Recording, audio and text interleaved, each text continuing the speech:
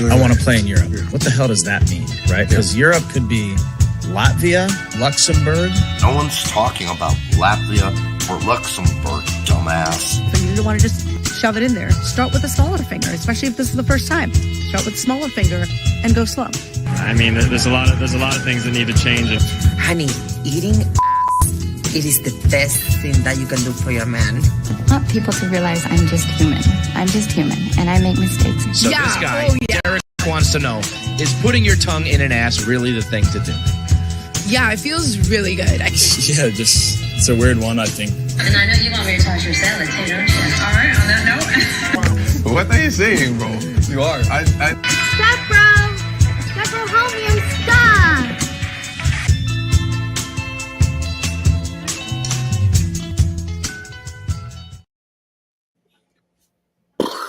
Well, in the straight right card, there is a lot of crap going on right now on Twitter. Holy Moses. Just want to shout out quickly to the Pacers who are about to start the game here soon in about 15 minutes against Oklahoma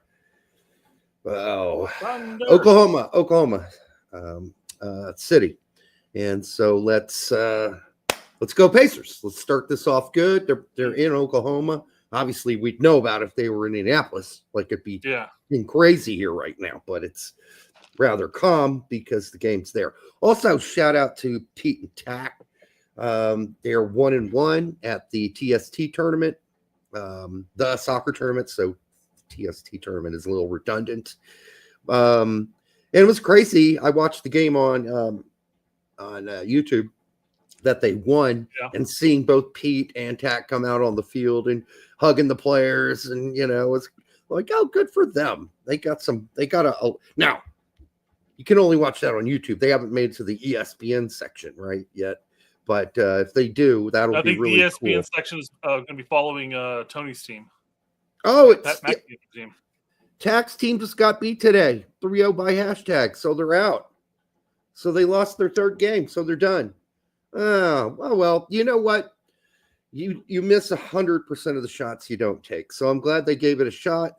But it was fun. And, there are a lot of people ripping Pete and Tack, and some people don't like them. Okay, well, we disagree with their opinions.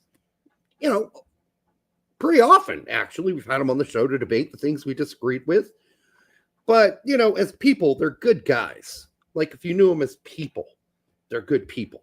And so you can disagree with them just like we do, and that's fine. You can disagree with their opinions just like we sometimes do.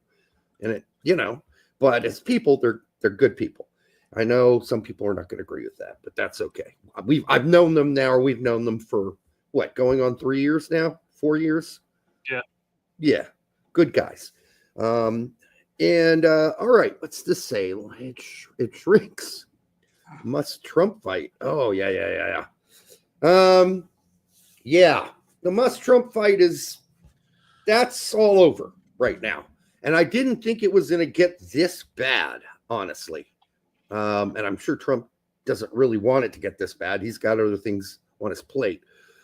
But I think with Elon going all the way to the Epstein file thing and saying the real reason it hasn't been released is that he's in the files. I think we already knew he was on the files. He's on the flight log, and there are pictures of him partying with Epstein in the 90s, and he's in Epstein's call logs, right?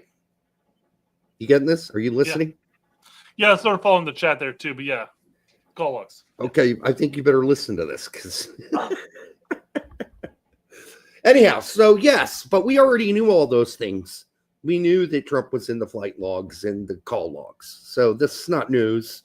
So I don't know if that post is going to end up in a lawsuit where he says the real reason the Epstein files aren't being released. Because don't you think if Trump were in the Epstein files, they would have, the last 4 years, would have selectively found a way to leak that so he couldn't run for president again? Yeah. I mean, leaking one aspect of it, I don't know how that works out. It's been done before. I mean, if you got all this evidence and you just selectively leak out a couple people you don't like, you could have done it by now. if you're the FBI or whomever, right? That could have been leaked. Wait, So you mentioned it being used as evidence in a lawsuit. I mean, at that point, all Elon would have to point out at some point is that his name is in fact on the list, whether it's a call list or whatever. It doesn't matter. It didn't specify. The accusation is that the Epstein files aren't being released because he's in the files. But I think back in February, the Trump administration had already released that, yes, I'm in his call files. Yes, I'm on the flight logs. The flight logs were released like 3 years ago. Those have been public for a long time. And yeah, he was on there. But there's no other evidence that he took part in any of, island freak shows or whatever, right? Freak offs with young girls. There was, God damn, I'm sure they would have been leaked by now, by somebody who, and we all know they hate Trump at the FBI, right? So that would have happened, you would have thought. They would have leaked just those parts that he was involved with. All right, since you're not really into this conversation, no, it's a petty cat fight between two grown adults. Yeah, it's petty. I don't care. Yeah, I get it. All right, morning footy. I've watched that show. That show's so bad, dude. I'm sorry. It's just poor. Like they avoid. That on not CBS, but that's one of those Paramount. Paramount. Okay, yes, okay. It's such a poorly done show with four very. Now I like Pablo as a writer. I'm not sure he's great as a on-stage guy. But the other three of them, like is they don't have that photo you sent of me of their starting 11. Yeah, I don't. That's kind of different. That they put up the starting 11, which we'll talk about, but this is different. Like this is like they avoided all the major topics on the show. They don't talk about, like, for instance, why is Turkey bringing all their players to the friendlies that are also in the Club World Cup? And the only one we brought was Dest. Now Dest is going to leave after the two friendlies. Well, why didn't we do that with Pulisic? I don't understand this. Like, why is nobody talking about the elephant in the room? And they have Agimon starting. Okay, Agimon starting. I suppose. I mean, but can we talk about the elephant in the room there too? Why aren't we talking about Sargent? Yep, all these topic points coming up throughout the show too. Yeah, but yeah, no, I agree. I haven't been an overly huge fan of the morning show. I've watched it a couple times. And I've been like, And it's a revolving door of people, but nobody there seems like they've done a shitload of research and know there are no Mossies on that show. Okay. But the other problem is there are no Lawlesses on the show either. There's nobody with an outright opinion about something. Like, it's very tepid commentary. Anyhow. Like the origins of both Twellman and Stu Holden. When they first started off their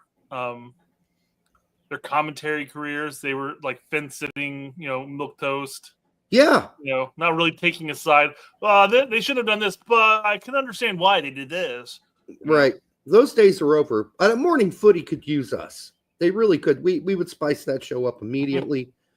We'd probably be way less expensive. Definitely no mainstream air. We'd probably be way less expensive, right? Way less expensive. Yeah. We'd be caught behind that pay gate. The Paramount Plus. I mean, it is a pay gate. There's no doubt because you got to have Paramount to get morning footy. And they do post the clips up on YouTube, but they're bad. All right. And then today, I had to ask myself as they played the French national anthem before the France-Spain game, which is why I was a little late getting to pre-show. I was finishing up the replay of Spain-France. Crazy game. I thought it was over at 4-0. No, wasn't. 5-4 it ends. Just scoring like nuts here in the last 20, 30 minutes of the game. Great. Yeah. Anyhow, it was fun to watch, but what a mess. But I will say, listening to the French national anthem, to me, I think it's the best national anthem in the world that I'm aware of. Like, I haven't listened to all 200 plus national anthems, right? I'm sure there's a few quirky ones out there. I might go, yeah, baby, but haven't heard any quirky ones. It's so recognizable. Dun dun dun dun dun dun dun dun dun dun dun dun dun. And then I expect the Beatles to start, right? Love, love, love, dun dun love, love, because that's what they use for the intro to that song. But still, I love that. It's the best. I just imagine the lyrics to the national anthem is "Run away, run away." Yes. I'm sorry, well, song there. That's a very French thing, anti-French thing to say. However, people always do forget that the French nearly kicked everybody's ass with Napoleon for years. Their problem isn't that they can't fight; it's their leadership has generally been bad since Napoleon. Let's be really honest about that. Also noticed, speaking of TST, Andrew Carleton. I thought he was in USL. No, he hasn't played. He's only 24. He hasn't played professional soccer. He left Indy. He didn't have a career after that. Yeah, he did. He went to like Central America. Then he came back and last played in 2023 with Las Vegas Lights, where he played 27 games, only 2 goals. And that's it. His career's over at 24. Now, we always knew he had maturity problems. We said it before it actually came out in Atlanta when the coach said, Frank de Boer, of all people, saying he had maturity problems. Frank de Boer has maturity problems. Let's be honest, because he's stubborn like a little child. But yeah, I mean, he's playing TST tournament, and I was just shocked. He scored, which is why I noticed he's playing in the tournament. And I went, where the f is he then? He's not playing pro ball, and he's only 24. Can you imagine that? 24 career is done because of your attitude, not because you can't play ball. You have to imagine. You have to imagine. There has to be a number of players out there that would have been really good players, but their attitude just got in the way. They decided to go out and party instead of training. They decided to do this, decided to do that, and eventually they just got dropped. I mean, the biggest example being Freddie Adu. And if you think we're making that up, ask Freddie Adu. He'll be really honest with you about that. Yeah, he didn't. Soccer was not something he was that passionate about. He was good at it. So, yeah, Andrew Carleton did look good with all the underage teams. Yeah. So, all the YouTube. Well, no, the thing, he was hyped up. He was hyped up because he was going to be this next big thing, and he could have been. He could have been. He could have been. They always said, he took sourpuss attitude. Very technical. Took a lot of chances. Tried things that didn't work, and wasn't afraid to do it. Now, if that gets your team in trouble, I guess they don't want you around. That's also the curse of putting too much stock in the youth tournaments. And players develop at different rates, and some don't develop past youth tournaments. Right. Like, I always learned my lesson. And where I learned it the most there was Zalalem. Well, I mean, that was due to him losing both his knees. That's true. It was injury, but just like was that Charles Rankin? Same thing. Mm-hmm. Very promising player coming out, and all of a sudden, just 2 knees go pop pop. Yeah, never the same. It's too bad because. So, I don't blame you for jumping on that train, Derek, because all the signs indicated yes, but then knees just gave out. So, but what I'm saying is, you can't jump on any train because even if they don't work out because they don't work out, they might not work out because they're injured. Like, there's no winning this game. Like, don't emotionally invest yourself in a 16-year-old or a 14-year-old or a 15-year-old player. There's a good chance. For whatever odd, weird reason, it might not work out. It could be on them. It could be injuries. It could just be misfortune. It could be they're not passionate about the game like you are. They're not as passionate as you want. So I guess he's at New Mexico United now. I know he took a stint a season ago in Holland in the 2nd division, and he was pretty good there. So we'll see. We'll see. But good for Gideon Zalalem. I'm glad he's at least he's employed, right? Which is more than you can say for Andrew Carleton or Rankin for that matter. All right, that's all I got, Rip. As far as fluff, we could have gone on longer with that. For the 136 of you here now, make sure you like, subscribe, share it with your grandma. Say hello to your stepsister for us. I'm sure she's there. Hey, stepsisters. Oh, hey, how are you doing? All right. Fumar Mota, one of our faves here. Pre-COVID, I swore to God Paxton Pomacall was next up. Yeah, that's why you don't do that. You don't do it, right? Again, though, I mean, that's injuries. 3 injuries.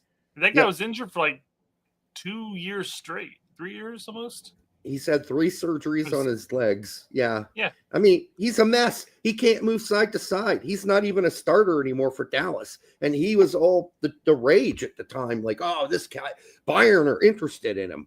Oh, well, not after all those surgeries. They weren't.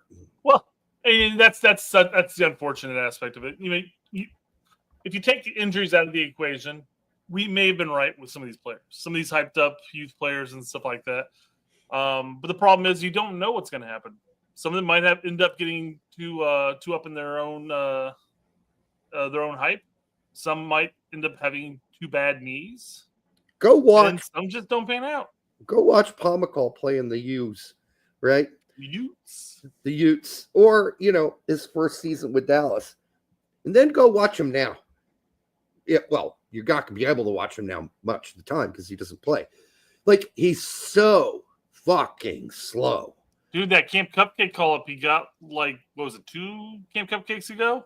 Yeah. Oh, my God. He was so fucking slow. He was so slow and side to side. He could not move side to side. Like, all quickness gone. Those knees did him in, buddy. It happens. It happens. Yeah, we've talked about it ad nauseum, but, I mean, Gooch mentioned the same thing. Whenever he had his knee injury, he's like, dude, it's like 80% of the time you make that cut and you're thinking to yourself, yeah, my knee gonna pop again? Gonna pop again? Yep. And I remember Josh Gott talked about it too. Same problem. Like fucking spaghetti ligaments. Spaghetti tendons. Yeah. Yeah, that dude was injured nonstop, man. But he was fast as fuck when he wasn't injured. Yep. Yeah, I think he was tracked as the fastest player and wherever the fuck he was at that the time. was the player I had high hopes on. But yeah, again, didn't account for his chronic injuries. Yeah, horrible. I guess got that TST too. Well, I hope his spaghetti tendons hold together. You don't have to sprint too much in there. I mean, that's true. Not as much. Well, I mean, long distance sprints. They're short sprints. Right. Well, I think it's mostly the cutting that Gott had problems with. Fine, moving straight, like straight forward. I look how long it took Jordan Morris to recover from that last surgery. Like he didn't trust it. He was good straight ahead, but cutting left and right. I still think he's lost a step cutting left to right, but that's me. All right, today I'm drinking a Leffe Blonde. It's something you can actually find at Myers or Walmart or wherever. It's not bad. It's 6.6 alcohol by volume.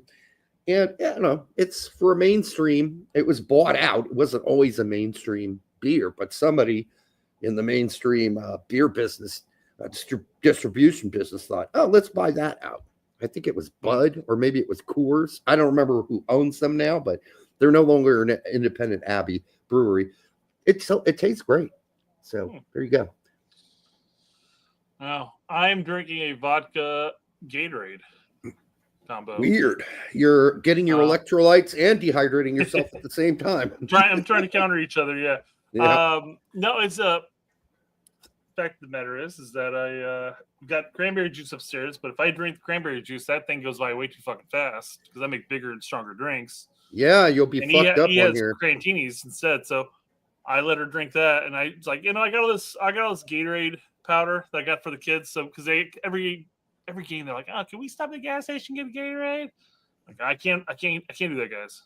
Yeah. But I will go and buy the powder shit, and I'll make it, and we can put it in your water bottle at that point. But we have an abundance of that stuff, so I was like, well, fuck it, I'm just gonna start making Gatorade. There you go.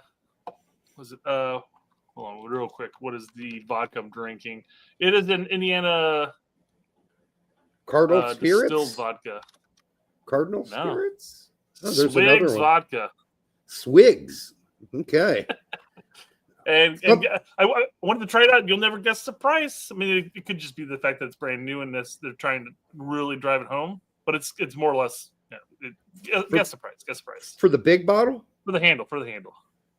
Well, for a usual fifth or a big bottle. A handle. Big bottle. This size? That's a handle. Yes. I don't know what they're called. Anyhow, a handle. It's like a Americanism thing I haven't figured out yet. That's not what we called it. We called it the big boy. Anyhow, I'm guessing it's $8.99 for a big boy. $9.99. $7.99. Damn. And it's called swigs, which is something you shouldn't really do with vodka. Definitely don't drink this shit straight. I'll tell you that much. Do not swig vodka. Paint. Yeah, absolutely. All right, let's start this show, baby. Yeah. All right. Speaking of cleaning out your system, people keep going to Mexico. I feel like they keep drinking the water, and then you hear stories about them coming home sick. I think it's a mixture of things. I also think it's the elevation. I think that can make you sick too. You're not getting enough oxygen. But I agree. It's probably the water or the food or the water in the food. Edgar had a post. He goes, dude, I mean, it's elevation, weather, and food. Every time I go to Mexico City, I get sick. I get the shits. Yeah. So, I just think it's like, bring your own water. How hard is this? Bring your own water on the plane. You take 50 pounds with you, man. And take 50 pounds of water. The team should put it in the storage area, in the plane. And it should be hauled off because along with all the other suitcases when they get off the plane, or other storage items, because, they bring shit with them, right? So they bring balls so they can practice, right? Probably those mini goals. The Gatorade 5-gallon or whatever, 5-gallon jugs or whatever. They fill that shit up out of a hose at the stadium. Oh, that's a bad idea. You're good to go, guys. But in this case, these players got sick after the game, not during it or before it. Yeah. So they got sick when they got home. Yeah. When they returned. So I mean, it's the travel, it's the elevation, the heat. Probably picking just something up there, and they came back, had to cancel Wednesday practice. Oh well. Yeah. Don't drink your water. After that anal rape, and say you probably should take a day off. Probably needed that break anyhow.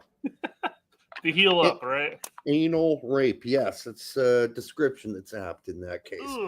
Yeah. Without lube.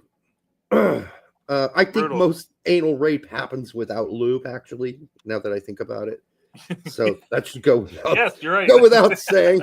You might get a little spit, but that's about it. I mean, all right. It'd be Watch where you go with this. It's just common courtesy to lube up if you're going to anally rape someone, right? Now that's the point, right? There's no courtesy involved with courtesy this at all. Yeah. You might get just a little spit just so they can slide in, because you're gonna the recipient is gonna be clinching, right?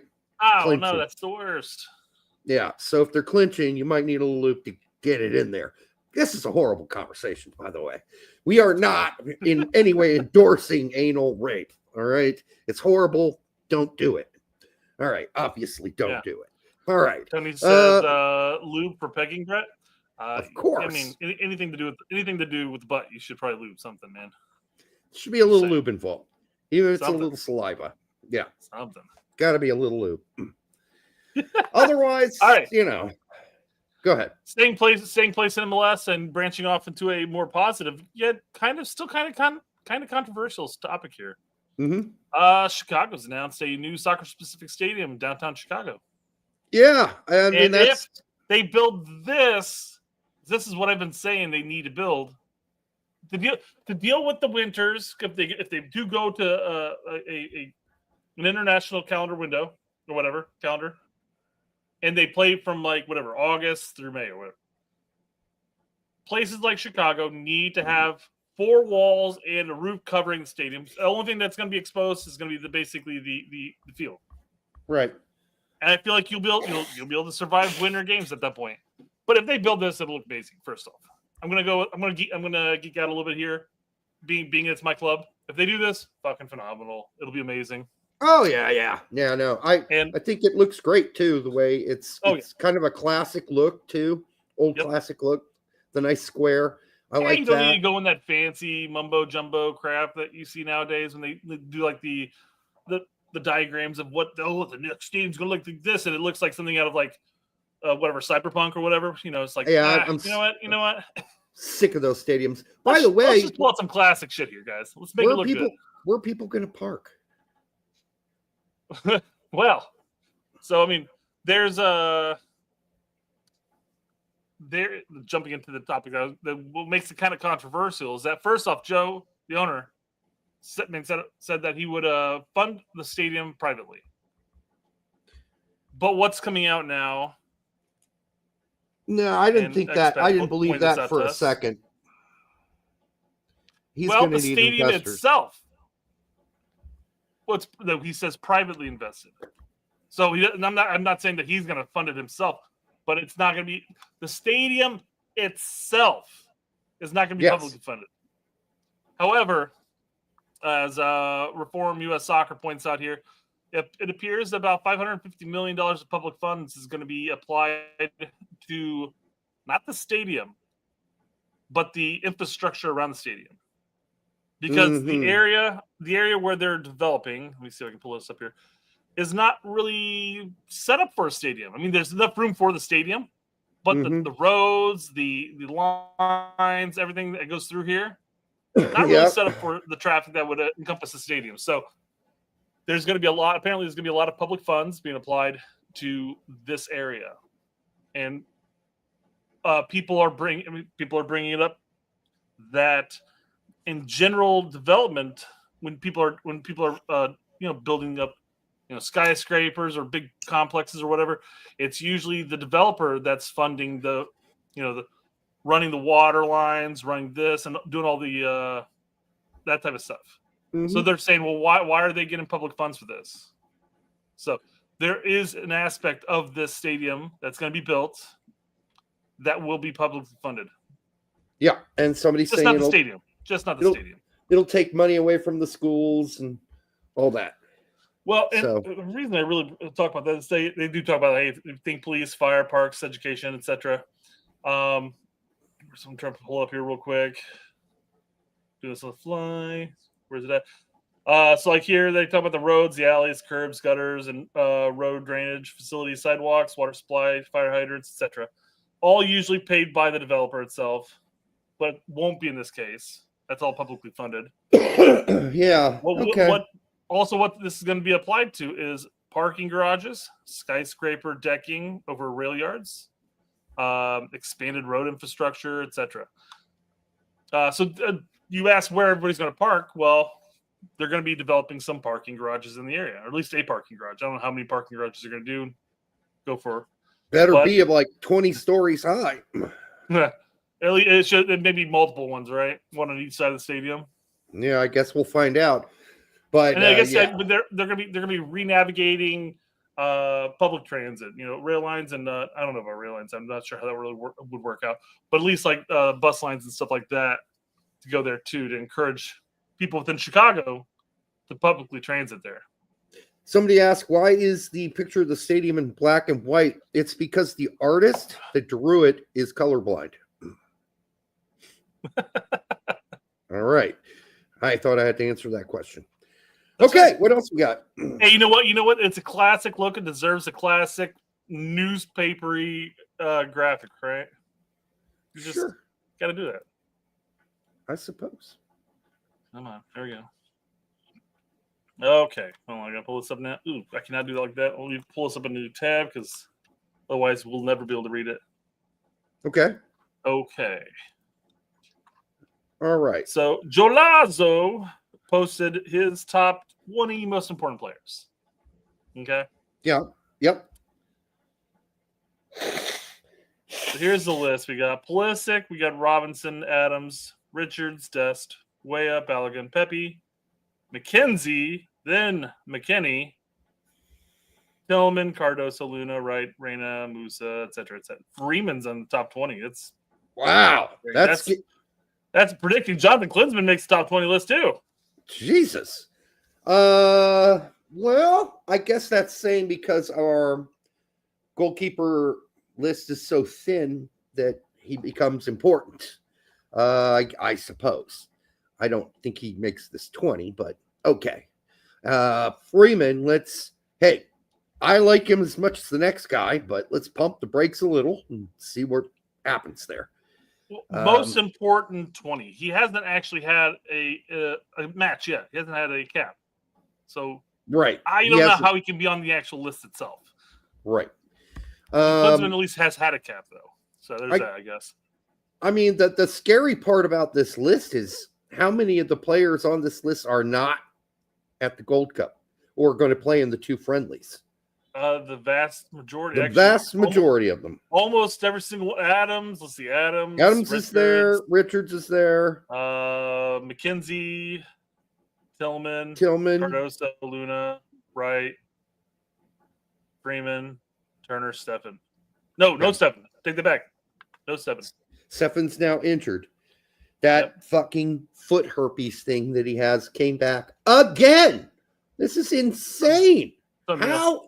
How in the hell does the foot herpes get you every time you come into camp? Which causes diarrhea, by the way. I didn't know if you knew that about foot herpes. I was unaware of that, Derek. Yeah. But thanks for letting me know. In case it happens to come up on Final Jeopardy, So, yeah. Hey, I think the biggest argument against this list, really, I think it happens to be the 9 pin spot. Well, McKinney's listed at 10. The only way I could think that he's putting McKenzie before McKinney is he's either confused the two of them or did you make this list, Derek? No. Or he's just saying, listen, center backs, like the most thin position we have, and thus it makes every center back that's viable that much more important, is the way he must be thinking. That's the only thing I can think of. I'd be looking at this going like, hey, McKenzie's had a great, solid enough season, and his first season in league. With Toulouse, he's been okay-ish, sometimes okay-ish for the U.S. men's national team. But the same thing can be said about Richards. Richards has been has not really had a stellar U.S. men's national team career so far. But I guess the bigger question is which McKinney are we talking about? Well, okay. It's just like this. I think when he's saying important, I think my guess is he's simply talking about by position. Center back and goalkeeper are going to be way more important right now than midfield where we're loaded. So why is goalkeeper all the way at the bottom, like literally the last 3? I guess because they suck. True. I don't know any other reason, but he obviously has prioritized center backs. Let's see here. We got Adams and then McKinney. No, so as far as midfield is concerned, if he's numbering this by position, I mean, he's basically saying midfield don't matter for shit because I have Tyler Adams and then McKinney is number 10. Yeah, I think he's fucked this up a little on the midfield. I think the midfield's our strongest spot, so then they should also be the most important. But you could definitely logically go the other direction if you want. And by the way, it's purely subjective, this list. Sure. So I never get too wrapped up in people's own personal opinions about what important means. Like, I would need him to explain to me what important, quote, means before he put this out. Because I don't, like, we all have our idea right now about what's important as far as the U.S. men's national team goes. And certainly Christian Pulisic is the most important player. And I do think Jedi is the second best player, but I think he's also important. And I think a healthy Tyler Adams is seriously important. But if Chris Richard goes out with an injury, I mean, couldn't somebody else theoretically replace him that wouldn't be that much worse than him? That's what I was kind of saying is that Richards Mhm. hasn't had a stellar U.S. men's national team career so far. Right. I mean, yes, he's playing in the EPL. Yes, he's had really good games playing against really good opposition, but has it translated over well for us? And you could say the same thing about Tillman, hasn't translated yet. Interesting Sargent doesn't make this list at all. I don't think. Did I miss him? Who? Sargent. No, he's not on the list. How about Wright? Yeah, he's there. He is, way, way, way down there. Okay, well, I think some guys might probably got left out there, but I mean, the way Moose has been playing for the U.S. men's national team, I'd be fine taking him off the list altogether. I don't think, to your point though, I don't think any goalkeeper starting at this point would make too much of a difference from another goalkeeper. I mean, I don't think so either. Turner's barely played this past year or two or three. If Turner pulled his left testicle tomorrow and Brady had to start or Freeze had to start, I don't think it makes that big of a difference. In fact, they might play better than him because they're playing on a regular basis. So, I think it's neat that some people are throwing Jonathan Klinsmann on there. I mean, we certainly have been talking about him all year. End of the season that he's had in Serie B, and we'll see if he gets a sniff from somebody in Serie A as they go up. We shall see. Okay. Wait, so I forgot, was this team going up?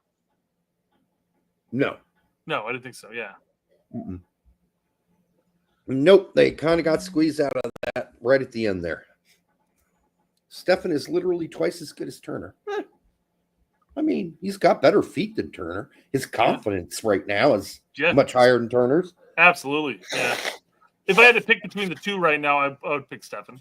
I mean, there was a time where Turner was a better shot stopper. Yeah. Because Stefan had lost his confidence. Absolutely. But now Turner's lost his confidence. Yep. And Stefan's got his back.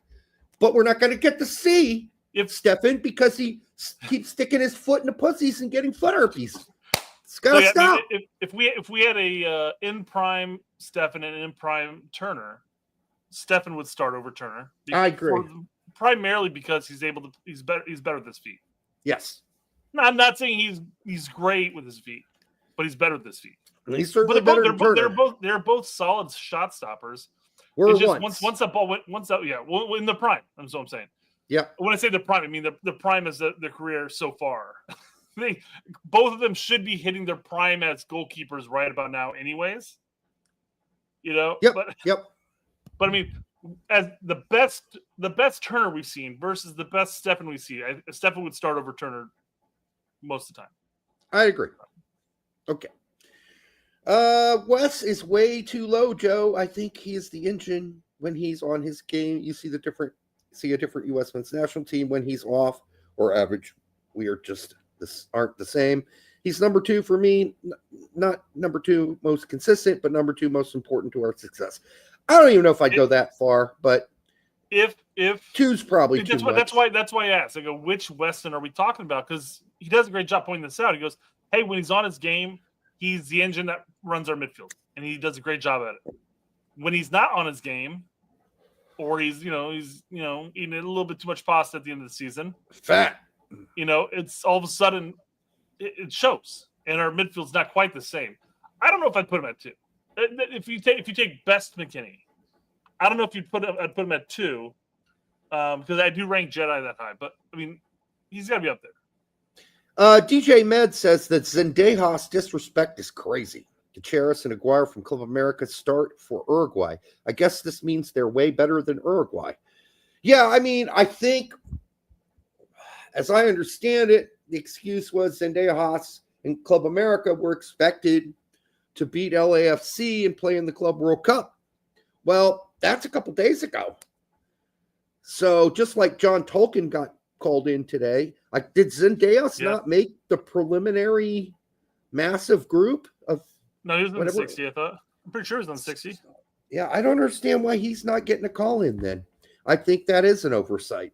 And I don't understand it myself. So John points out that Zendejas has sucked it up for us. Basically, Okay. He had a bad bad Nations League followed by a bad Gold Cup. Mm-hmm. But he's also been really good for his club at this point. And at some point, we have to kind of like say, okay, I know he sucked in the past, but he's playing on fucking fire right now. We should call him in just to see if he comes in and he sucks for us again while he's lighting it up. But at that point, we know he's just not international quality. Well, and then when you go back and watch, especially the Gold Cup, he tried to play hero ball, and he tried to do it all himself, and he held on to the ball too long. That's somebody who's trying to make a difference too hard. Like, they're trying too hard. And you can get stuck in that mental mode where you are trying too hard. I think Sargent suffers from that. I think Tillman has suffered from that with the U.S. men's national team. And, you go there almost nervous because you've not performed well in the past. And so now needs to be the time when you shine. Some guys can't handle that. They kind of crack under pressure. They try to do too much. Or they shrink during a game and don't want the limelight on them. So, you could just have an off day too. It's really possible you just came out and had a bad day.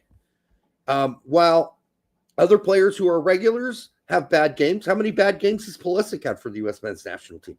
Numerous. But because he's had a bunch of really good ones, he's going to stay on the team, obviously, for other obvious reasons as well.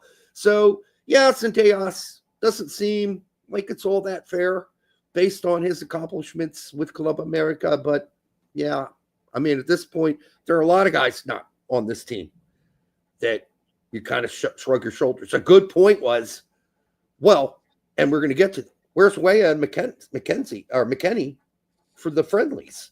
Didn't let them go play for their cup. You're doing it with Dest. And then somebody put out a good point. There's no evidence that Poach even bothered calling up Weah and McKennie.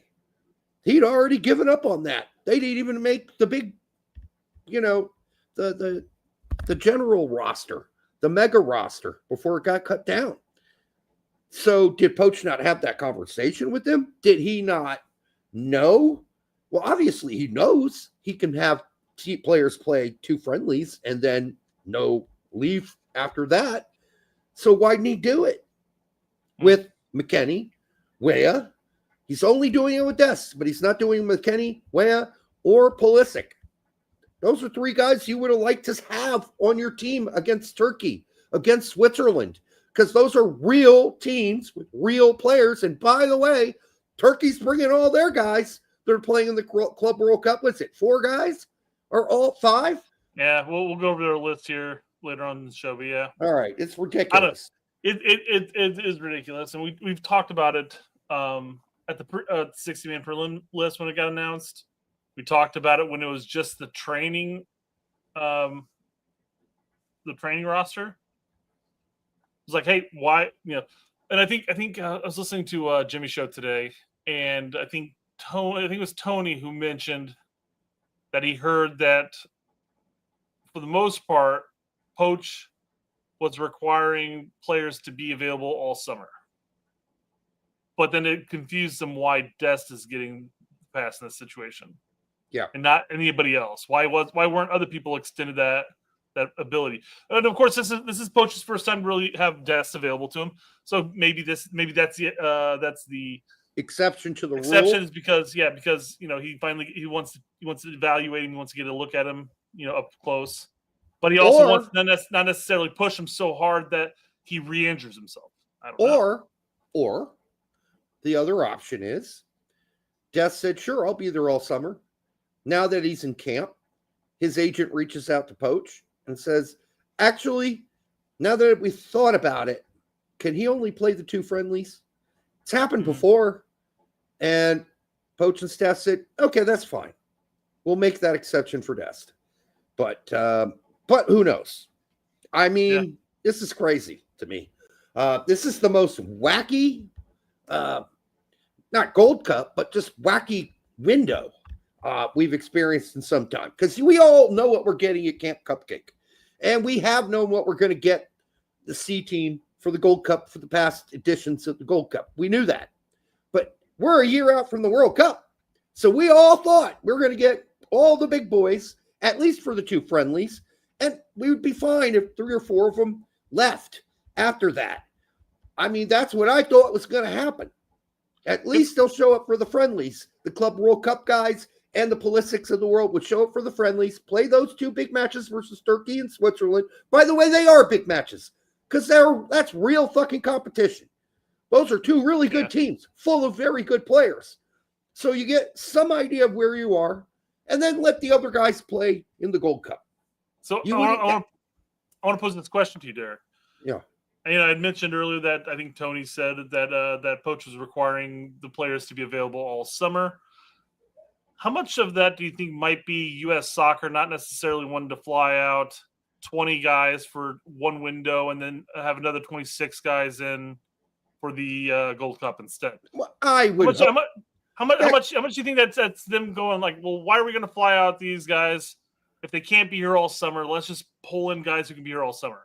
Well, if that's the issue, we got bigger problems than we know. If that's the problem, we got way bigger issues than we know. Honestly, if they're not willing to fly out our best 5 or 6 guys and then fly them in, fly them out early after the 2 friendlies, then they're not focused on the World Cup either. So I'm not buying that. I think they would have been willing to do it. I mean, I'd be shocked to hear that U.S. Soccer said, no, we're not doing that. Fuck Pulisic, fuck McKennie, fuck Weah, and let's not fuck Dest. We'll let him do it. But fuck the other guys. We're not doing it for them.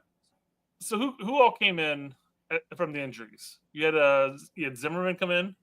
Yes. Zimmerman. Brady came in, obviously, but Tolkien's now there. He's replacing Dest for the Gold Cup, but not for the. We had a slew of injuries that left, and then we had 3 players come in.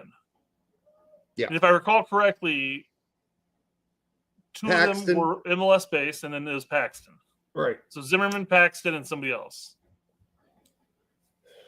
So I'm just like Harrell. There were other options that we were wondering why Tolkien wasn't brought in from the get-go. We talked about that. Like, why are we bringing in another right back and then a center back, but we're not bringing in somebody to possibly replace Aronson if Dest, whatever, And then we talked about that. So I was like, why are they all local guys except for Paxton? Dest is leaving, and Tolkien is not a right back; he's a left back. So he's replacing a right back with a left back. None of this has made much sense. I'm sure there's some rhyme or reason to it that we don't know about. Nobody's asking Poach these questions, so I don't know. We still haven't got a single fucking person who actually is in the media to ask Poach, hey, what the hell's up with the Nathaniel Brown thing? Or have you at least called him or reached out to him, or what's going on there? Can you give us a report? Give us an update on what's going on there? Nope. No one with a media pass, whether it be Howard, all the guys that have interviewed him recently. Howard, Landon Donovan, who else? He did another recent interview. Then he did a press conference. Nobody's asking. Like, it's as if the media don't know. The mainstream media don't know that Nathaniel Brown exists, or they've been told to shut the fuck up and not ask the question. Those are your 2 options. Or, no, the third options are the media are ignorant and they don't have the balls to ask the question because they think maybe it's an out-of-bounds question. And so they'd rather not get on anybody's bad side. Though, Poach just did an interview with Howard and Landon Donovan, this is telling, said our team didn't give a shit, didn't care, right? That's a big thing to say on Twitter about a team. And Poach went on and did the interview with Landon Donovan. No problem. Yeah. No problem with that. How's that for kicking your own team in the nuts? Right? Now, of course, Landon Donovan changed his song and dance, as everybody did. I think we were the only ones, the only show that said they care, but it's not the right amount of caring. Right? Yeah. It's right. Yeah. The caring as far as coming into the camp, ready to play in form, and then leaving it all on the pitch. They care. They don't want to lose, but maybe they're not going 100% into those 50-50 tackles all the time because it's a match against Panama, So. Right. And it's an arrogance as well. I've already earned my spot on this team, so I don't need to go play with a chip on my shoulder like Diego Luna's doing. I don't need to do that. That guy's crazy, playing with a broken nose and all that. What a crazy dude. I wouldn't do that. I'd be off the pitch. And to your point that you made about Landon saying that the team doesn't care, he also, and I'm paraphrasing, so it's not 100% accurate here, word for word, but he also said that Weston McKennie shouldn't be called back onto the team, and what he did was inexcusable or unforgivable, almost unforgivable. Yes. I mean, that's going back a few years, but yes. Yeah. I don't know. McKennie hasn't forgot that. I can tell you that from sources I know. McKennie not going to forget that comment on Landon. Yeah. Yep. By the way, most of, not all, a significant little clique group of the team do not like Landon Donovan at all. Like, not at all. They do not like him. Just telling you. All right, Julian Vivas for $4.99. Thank you, Julian. One of our faves. Did you guys see the interview? Yes, I did, with Tim Howard and Donovan. Had with Poach. Why can't you guys interview Poach? Well, come on now. I don't think Poach wants to come on this show. I mean, we said wilder things. I don't think Lawless would have come on this show, and then he came on. I don't think Eric will ever forgive me and ever come on this show again. But then Eric Winalda came on too, and we forgave and made up, right? So anything's possible, I suppose, but I don't think outside of mainstream media, you're going to see Poach doing interviews. I would consider Tim Howard and Landon Donovan's show to be at least mainstream funded. So yes, that's safe. And they're legends of the U.S. men's national team. Brett and I aren't legends of the U.S. We're big soccer legends, but we're not U.S. men's national team legends. So, we should be legends here at Indy 11. They have yet to build us a statue, but I want my statue. I do too. I want a statue. Anyhow, that's why we're not going to have him on. We're not even going to bother wasting our time asking him to come on. Anyways, I think Poach is probably offended by the fact that last time we were reviewing some of his statements, we said, "Hey, why doesn't he just bring in a translator?" Yeah, and that's the other problem. If we brought him in, Brett and I, and that's funny because you say that. The Landon Donovan, Tim Howard Poach interview had subtitles on it when he speaks. Oh, man. That's how accurate were they? How close was it? That was good. But without those subtitles, I would have been lost, honestly. I just know that when my school did their announcements, their in-school announcements and stuff like that, that the students do, and they would always throw them up on YouTube, and it'd be private behind the thing just so they can show it on YouTube and whatnot across the school. But closed caption would always come up, and every time they said Falcons, the closed caption thought they said fuckers. So it'd be like, and the fuckers did blah, blah, blah, blah, and like... Well, it's like... you can see that too if you use it. I watched a historic piece on the Falkland Island Wars, and every time they said Falkland Islands, it said fucking islands. Yep. Over and over and over again. And of course, when I was a kid, this is in New York, so we had a lot of accents there. But yeah, the kids in the back would raise their hand and say, "Hey, teacher, can we get an update on the fucking islands?" And the teacher go, "Falkland Island." That's what I said, the fucking islands. Go do that all the time. They did it for at least a year. If you've got that accent, you might as well do it, man. I know, you should. And we didn't have a lot of locals on our show, but there are professors this is when I lived in West Point, and my dad taught there for 3.5 years. But there are professors there that grow up, live in New York, and they come in, and so their kids would go to our school too. But they were obviously born New York and bred New York, and so they had that accent. All right, Frank Kassler for 499. Hey, Frank, shout out to you, man. Always a pleasure on both here and on the X.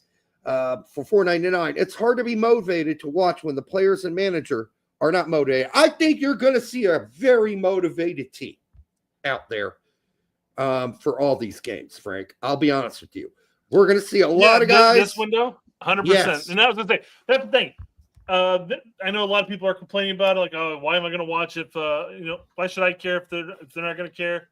Like this window right here, guys, is going to be. It may not be the cleanest out there by any means. No. They're all just getting hang of each other, but everybody taking that pitch is going to be motivated. They're about a year out from the World Cup, and they're going to have Poach for a month. They're going to have Poach for a month to impress him and to really drive the nail home, saying, "Hey, I deserve a spot in this team." So they're going to bust their fucking asses. All the MLS guys are going to be motivated. Oh, yeah. I can only imagine that Tillman has to be motivated. He's got to do something, man. And Dest absolutely has to be motivated to show Poach what he's got. Yeah. I mean, well, and jump back to Tillman real quick. He has to be super motivated right now because he's seeing Luna coming through the woodwork. And he's like, well, fuck. I mean, here's another 10 that's going to be vying for my spot, even though Poach kind of played him out wide last window. But how long until Poach realizes that, hey, this guy should be in the middle of the park, you know? Yeah, there are some guys that are at this moment, I think, off of Poach's radar, and Poach is fine with them being gone. And two of them in particular are Reyna and Sargent. I don't think he really cares whether they make the team or not going forward, and that he's not been impressed so far with what he's seen. And so I think there's spots opening up on this team because of failures, and I think the same would go for center back and goalkeeper. There's some more open spots at center back, potentially, because, yes, outside of Richards, is McKenzie really locked in Poach's mind? I don't think so. He certainly is not a huge fan of Trusty and CCV. That's pretty obvious. And so there's spots open. And Reem will be 100 by the time the World Cup happens. He'd be an old man. He'll be in a wheelchair. So, and he's had a horrible season so far, in my opinion, with Clit. So, yes, CLT is what they use. So, yeah, I'm going to call them what they are. Clit. But it won't matter if he shows up to this camp and does well. It doesn't matter how well he's doing with Clit. If he shows up and does well for Poach, why would he care about your extra points to the point? I don't think he's starting. Yeah, that's fair. I don't think he is either. Yeah, I don't think that's going to be the case. All right, I just lost. There it is. All right. I think depending on what happens with Gio at his new club, and what happens with Sargent at his new club, I think both, if they're both playing and doing well at their club level, I think they'll both get another look under Poach at some point. But they'll have to come up and fucking shine. Yeah, they're going to have to. And Poach has already said, well, Reyna doesn't really play the way I want to play. Wow. That's a big statement. So that was 20 minutes in for Poach was fine. I know. It wasn't bad. Miguel Ortiz for $4.99. Just watched France versus Spain. If you can pick one player from each team to play for the U.S. men's national team, who would they be? Well, Emile Amal, for sure. What a beast he is. And then, we really need a center back. So I'd probably take... We need a goalkeeper. Yes, good point. I'd take Magic Mike, too. I would. I'd take him in a second because we really need a goalkeeper. And Magic Mike would be a great fix. Not to mention, I mean, it's not like France's goalkeeper or Portugal's goalkeeper or Germany's goalkeeper. I'd take all of them too. I'd take any one of them. But Yamal is the best player in the world right now. Yamal on the right, Mbappe on the left. Maybe that's the route you go. Instead of, hey, who cares about the goalkeeper? We'll just outscore the opposition. Maybe that's the mentality. Yeah, I don't think we're hurting as so much we need Mbappe because I don't think he'd work in the way Poach wants to play. He certainly didn't work for Poach when he had Mbappe. We got to think past Poach right now. No, because Poach is only here for another year. That's okay. I'm thinking about the World Cup.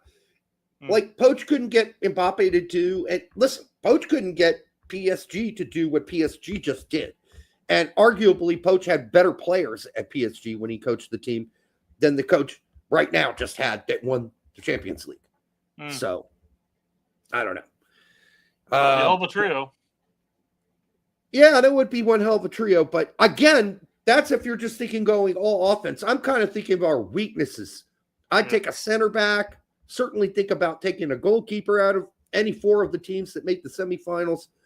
And certainly I would consider taking at least one. Who's France's goalkeeper right now?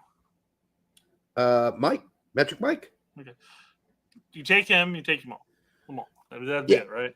All right, yeah, for now. Yeah. I mean, if I have more time to think about it, I might. One fixes a massive hole, and the other one is a incredibly talented young attacker. So fuck it.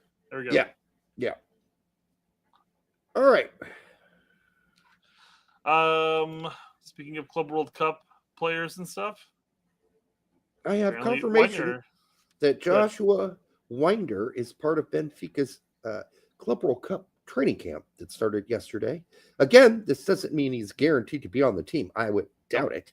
But I've been told that Winder will more than likely be the fourth CB. The only reason why he wouldn't make the cut is if one of the U23s or U19 CBs attending the camp while Otamendi, Silva, and Barami are on international duty end up impressing Bruno Lage more than Winder. The odds of that happening are very low, but not impossible. All right, Zach, that's a good, very detailed report. I like that. I would say him making the team is still a flip of the coin, though. I really do. No. So yeah, and this being included with the Club World Cup training camp topic went ballistic when talking about Matisse Albert. Okay, can you go back to that before? I had one more thing to say about that before you left it. Oh, the thing is, look at the fact that there are 3 players who are currently with Portugal right now and not with their with Benfica is because they're going to play 2 games for their fucking country and then go play the Club World Cup. Something some of our players weren't capable of doing. Apparently, some of our players couldn't do that. They're just going to play the Club World Cup. They're not going to do both. They're not going to play 2 friendlies and then play the Club World Cup. What? That's insane. The only guy that's apparently capable of doing that is Dest. That's fucking ridiculous. When you look at Turkey, you look at Turkey, you look at Portugal. What is going on here? What is going on here? I don't get it. It wasn't an either or thing. Our guys could have played 2 friendlies against 2 legit teams, Switzerland and Turkey, and then left to go play Club World Cup. Well, that's only 2 players we're talking about, really. Well, we're only talking about West and Wea. Reina. You already mentioned how Poach kind of alluded to the fact that Reina doesn't play the way he wants him to. Well, that's bad news for Reina, isn't it, going forward? Yeah, because he's not going to play for Dortmund at all. He might. He won't. I guarantee you. Yeah, I won't guarantee anything. Actually, I'll hold back on the guarantees. I think he'll get 20 minutes here or there. Honestly, I think he will.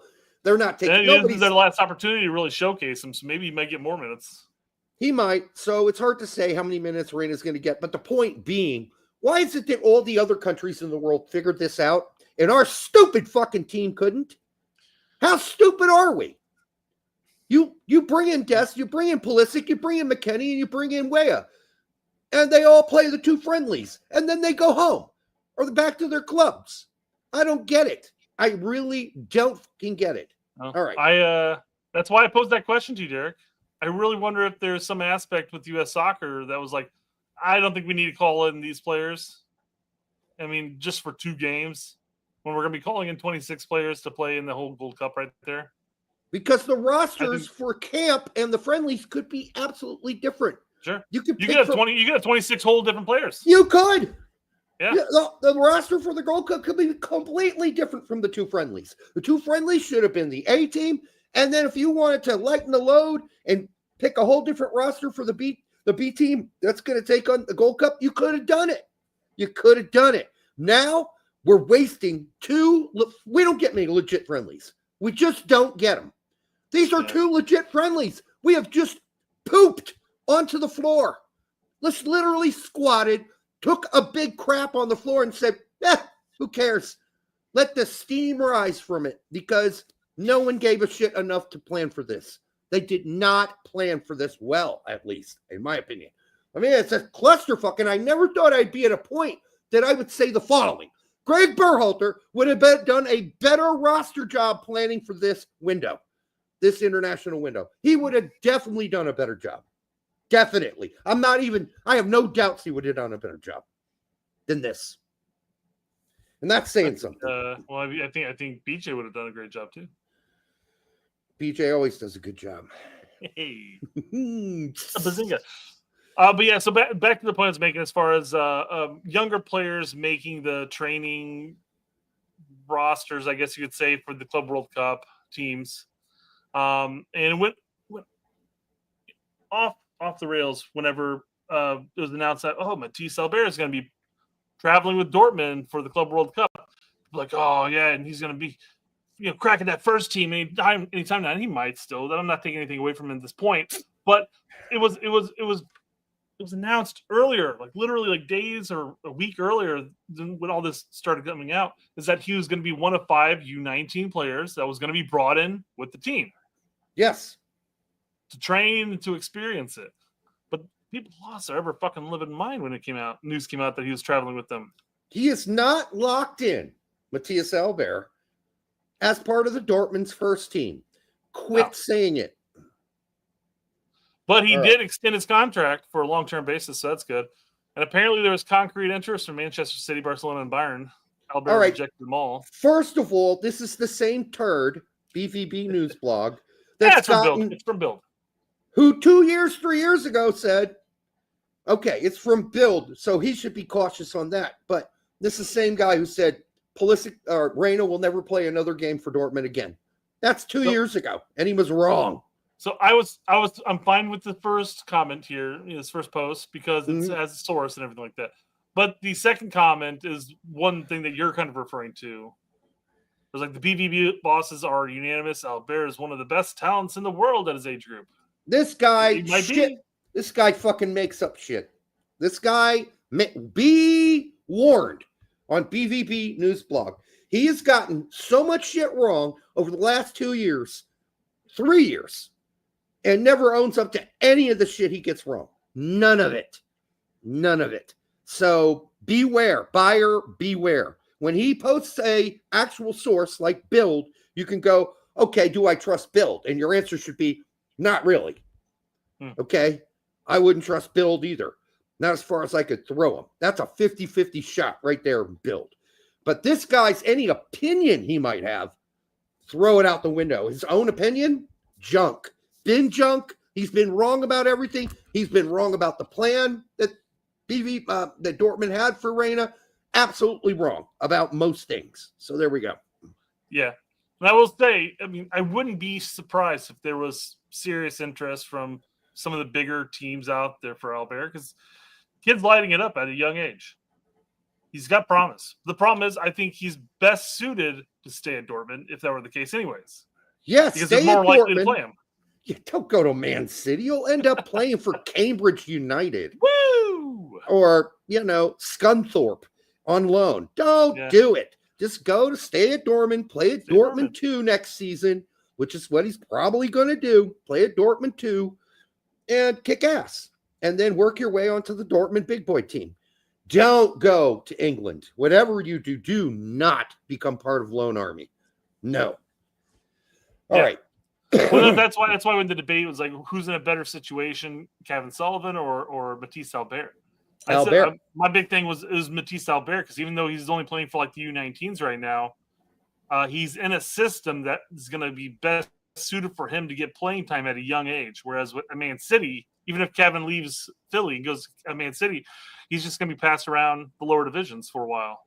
Absolutely. I mean, Kevin Sullivan will go to Man City, and anybody dreaming that he's going to work himself onto the starting lineup or even on the roster of Man City has not been paying attention to Man City's Lone Army. He's more likely to end up at Scunthorpe, all right? Or some indiscriminate third division team that you've never heard of before. If you haven't been fought, Carlisle United or whatever. You know, we don't know where he's going to end up, but he ain't playing for Man City when he gets there. Just telling you now. You can believe in Kevin Sullivan all you want, but that's not how this works. Can I ask if Kevin Sullivan is a regular starter on the Philadelphia Union? No. Crickets. No, he's not. He's not. All right. Well, he's not going to go all of a sudden bust a nut over in Man City, and they're all going to look at it and go, that's the most amazing nut I've ever seen. You're on the team. That's not how it's going to work. Yeah. All right. I mean, he is a 15-year-old playing against 19 to 23-year-olds in MLS Next Pro. Yes. And getting occasional minutes with Philly. And that's a good form of development at this point. Let's not rush the kid into to craziness by any means, unless he's just that good. But yeah, you're right. At 16, if he made the move over to Man City at that point, he's not going to be starting. He's going to either go to their academy team or he's going to be shuffled off to a loan. He's not even done growing. Yeah. So let's wait for that. All right, for the 260 of you here now, make sure you like, subscribe. Hit subscribe if you're listening again. We have all these unique viewers on our show. Some of you are not clicking subscribe or like. Like, if you hate the show, stop watching it. I don't get it. But if you're here all the time, we had over 300 of you here. Hit like and subscribe. And then, we're hitting 2,000 all the time. But there are a big chunk of you who are unique viewers. Hit subscribe. Christ. Give us a break. And we'll work on the commercial things. We get it. It's possible that I was about to hit subscribe, but then you had like 40,000 mid-roll ads running in there, guys. It's crazy. What are they doing? Why is YouTube all of a sudden doing that many of them? I don't get it. At natural breaks. I mean, every 3 fucking minutes. Are you serious? I had to go through and delete 2/3 of our last show. God, it's crazy. Every time I'm in mid-rant and take a breath, they're like, oh, that's a natural break. Yeah, exactly. Yeah. We're going to try to fix that. Goodness. We might have to do it manually, but I'm going to have to do it manually. I mean, unless I want to do it automatic and then just go through and delete 2/3 of them every single time, I'm just going to have to manually go through and say, okay, here's a subject change. Boop. Here's this, 20, 25 minutes in or whatever. I mean, I'm a little flattered that YouTube suddenly thinks our show is so marketable. They're throwing all these commercials in our show. But we run a 3-hour show. We run a 3-hour show that's like 100 ads. It's crazy. When did they start doing that to us? Apparently this past show. So we're gonna have to keep an eye on it. It was like May 12th is when they started rolling out the mid-roll ads, and then I don't know at what point they really boosted the crap out of that, but it was brutal. The good news, they boosted us a little too. Hey. So our show's getting more eyeballs, which is good, even though we say fuck sometimes. All right. Yeah. And we talk about herpes. A lot of our shows that went limited recently have moved over to monetized on. I feel like somebody's gone through and actually reviewed our show and said, hey, wait a second, there's nothing wrong with the show. It's like we finally got someone from YouTube to watch our show on a regular basis. Yeah. It's very weird. And thank you, I guess. Not just chill out with the commercials, okay? Yeah. All right. King Kalo for $4.99. Good to see you, my brother. Haven't seen you for a little while. You might have been in the chat. I just haven't seen you. I'm not political at all, but these people on TikTok believe they can boycott the World Cup because of ICE deportations. Nobody is coming in, they said. I think you're going to find that people are going to come to the World Cup. Yeah. It's the World Cup, and there's no amount of boycotting that's going to stop the World Cup. The World Cup's the biggest beast of them all. I mean, we've had World Cups at worse places than the United States. We just had one in Qatar, as Bush would call it, right? Yeah. Where they don't like gay people and women aren't allowed to drive cars. And they have to have 7 witnesses when they get raped, even if the 7 witnesses are the people that raped her. And all I'm saying is there are people in places that are worse that have hosted World Cups and Euro Cups. And so people are going to come regardless. I don't think it's just too big of an international event. And I think you'll probably see anybody that's going to be boycotting it for that reason wasn't going to come here to begin with. Right. I think that you'll probably see ICE chill out during that time period. They'll probably take a break for those 3 months, whatever the World Cup is on, so they don't make any mistakes. A lot of people with funny accents around here. They a lot of funny accents. Their asses. A lot of funny accents around here. Yeah, exactly. So otherwise, it'd be really bad on their part because it's just going to be bad pub, right? You don't want bad publicity, even if you're ICE. During a World Cup. That's what you don't want. So, all right. FM an Angry American says, do you think the high ticket prices would keep people out of stadiums? No, I think people are still going to go to the stadiums. And I think there's still going to be people who are going to pay extremely stupid prices for tickets. Just look at the last they may World complain Cup. about it, but yeah, they're going to go to it regardless. Those stadiums were full. Unfortunately, when it comes to ticket prices, and this, I think Tech made a comment like this, where basically like, "Oh, welcome to any form of major sporting event in the United States moving forward." But it's not the venue that hikes up the prices; it's the person who's hosting the event. So it's FIFA who are going to be setting the prices for the tickets. Mm-hmm. And if they're going to say, "Hey, we're going to be in the world's largest market here, let's jack up the prices," that's their prerogative. They want to have half-empty stadiums because they jacked them too high. And listen, what they'll do is they'll put out the original ticket prices, and if there is an issue, they'll start lowering them. We've seen that happen before, too. Yeah, ticket sales aren't there, man, yeah. Then they're like, oh, shit. Up. We cracked the ceiling on this one. We better lower the prices. Yeah. So, not a thing. I don't think it's going to be a thing. I think stadiums are going to be all sold out. I think scalpers will have a heyday, making shit tons of money. Yeah, Fumar, it doesn't really matter.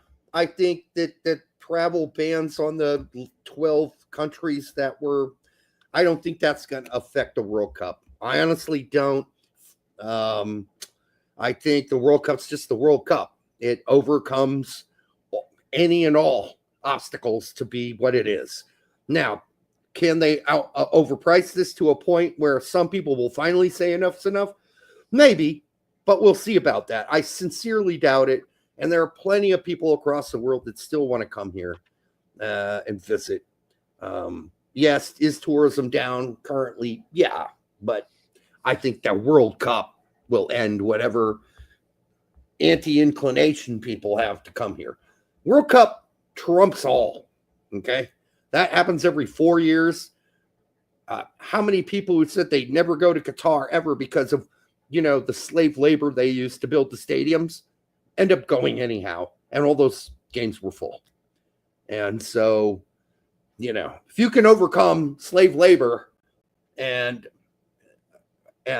all the, rather restrictive laws of Qatar and have a full World Cup, then this is going to be fine too. I mean, I'm sorry, but that's just reality. If you turn a blind eye to Qatar, then whether it's countries that are pissed off because of tariffs or whatever, saying, "Hey, don't travel to this country." Come on, people are. It's a fucking World Cup. They're going to travel to it. They're coming. Matter. It doesn't matter. Fucking matter. As I said, World Cup trumps all issues. People will go, yeah, I don't like that, and I don't like this, and I don't like this about Qatar or slave labor and all this other shit we saw. Russia as well. But yep, I'm going. I'm buying a ticket and I'm going. So don't matter. It's gonna happen. It'll be sold out. No problems. All right. Yep. Let's move on to a segment that's going to consume most of the night. And by the way, transfer news. Who's getting mounted on transfer news? Who's getting over on transfer news? Transfer news. Everyone loves that transfer news, but me. Whatever. Finish your thought, Derek. Finish your and thought. By the way, as George Carlin once said, the reason that the stadiums will be filled is that there is a certain group and class of people. These are the same people that fill the stadiums and etc. at Monaco Grand Prix. They have a club, and they're all coming. Now, many of us aren't going to go because we can't afford it, or we have our issues, our personal issues with it, or whatever it may be. Many of us not going because the prices are ridiculous. There's a big club out there who can't afford it, and we're just not a part of that club, and you're not either. Okay? So once you embrace the fact that there's a club that can't afford it, you're just not in their club. I'm telling you, it will be full. There are plenty of people here with passports and visas around the world who are part of that club, and they have a lot of money, and they're coming hell or high water, whether you think they're not or not. They are. They're coming. Okay. It's World Cup. Pumar, I understand that tourism is down. He's been going on about that. Yeah, tourism it is. down. So what? They're not arguing that. I'm just saying they're going to show up for the World Cup. It happens every 4 years. Once every 4 years. They're not. People aren't going to say, "No, I'm not going to go to that one because of Trump." Some might. Other people will take it up. Buy the tickets. It's going to happen. It'll be fine. It doesn't matter. Yeah, exactly. We have had big tournaments in all kinds of vile places before. Guess what? They all sold out. It did. It's just a reality. There's a club of people out there who are going to pay for it, and they are coming. You're just not part of the club. And we're all not, for the most part, a part of that elite club. But there are lots of people around the world with lots of money. And they're coming. Hell or high water. So, yes, tourism is down. I did say that. I said that about 4 minutes ago. I'm hearing that Lucas Brugman will be heading to Hoffenheim. He has been a key. I never understand the need to put TSG in there. What's the point of that? Just say Hoffenheim and get it over with. Yeah. You don't need to hit the capital button and then go TSG space Hoffenheim. All right, just do Hoffenheim. He has been a key member for both. It's not like there's two Hoffenheims. There's only one team in Hoffenheim. It's not like Hoffenheim and Hoffenheim United, right? There's only one. What does TSG stand for? Two suck girls. All right. I don't know. He has been a key member of both USA U16s and the Dynamo Dose. Has a European passport, which allows him to move at 16 compared to 18. Traveled with Hoffenheim earlier in the year, along with Dortmund. Yeah, that's good. It's good news. It's got a big German name. That'll help him. Brugman. What a German name. Who are you? I'm Lucas Brug. They're going to laugh at him because when he comes there, they're going to say, what's your name? It's Lucas Brugman. I'm Lucas. I'm Lucas Brugman. You mean Brugman? Brugman. No, Brugman. No, Brugman. All right, whatever, guys. Now, the German name will help when he goes there. It'll help. All right, King Kalo, did we already read this? Nope, different one. Yeah, you can tell they don't know anything about soccer. They even said the players and coaches are refusing to come in to avoid deportation by ICE. This is about the TikTok stuff. Yeah, no, they're coming. They're all coming. Everyone's going to come here. All right. The coaches are coming. The players are coming. Everyone's coming. The guys that massage their feet are coming. The the other staff that suck their dicks and rub their buttocks, they're coming, literally. Yeah, everybody's going to be coming to the World Cup. No one is stopping to not come to the World Cup. People are dreaming. World Cup trumps all. It doesn't matter how vile the country is that has hosted World Cups. Doesn't matter. They sell out. The stadiums are full.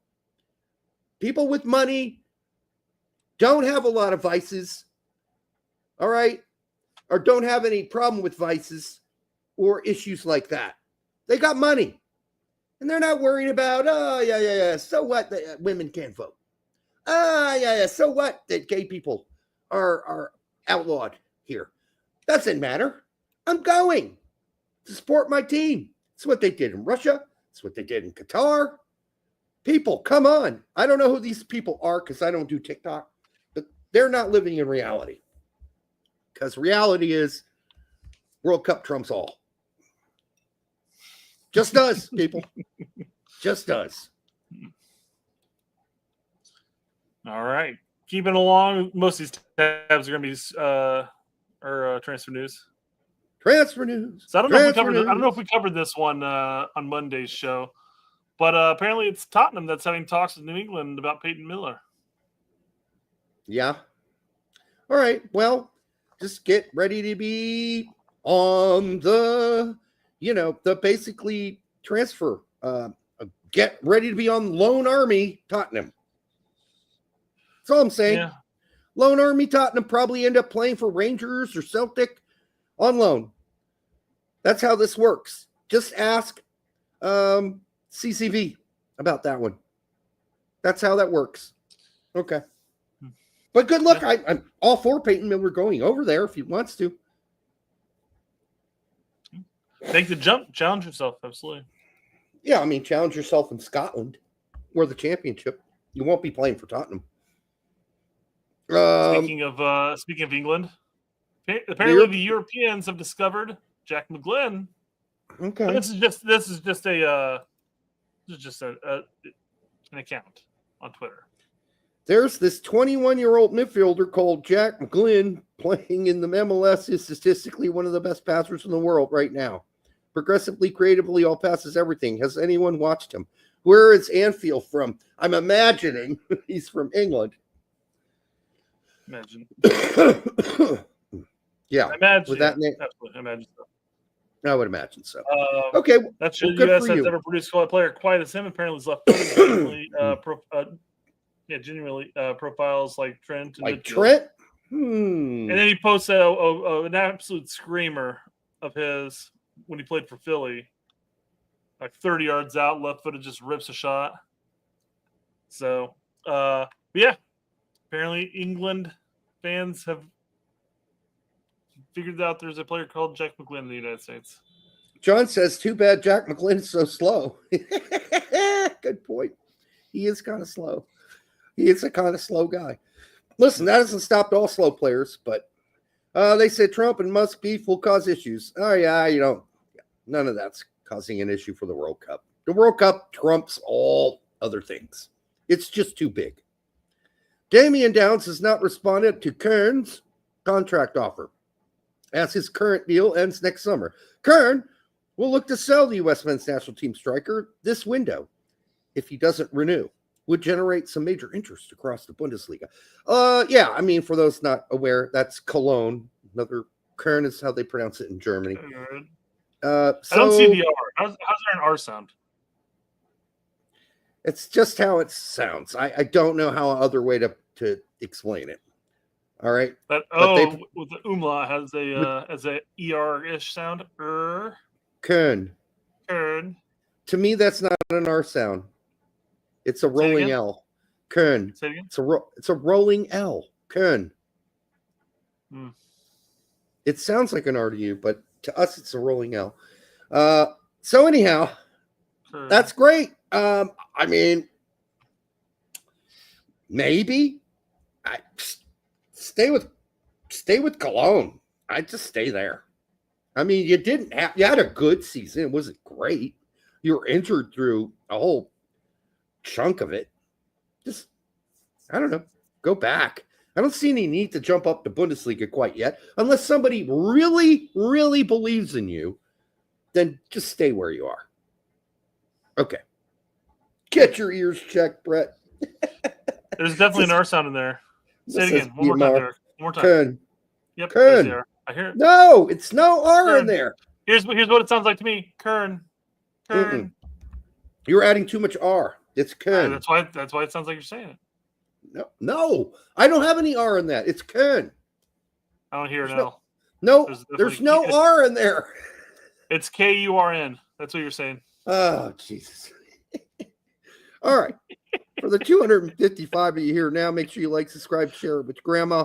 I guess thank you.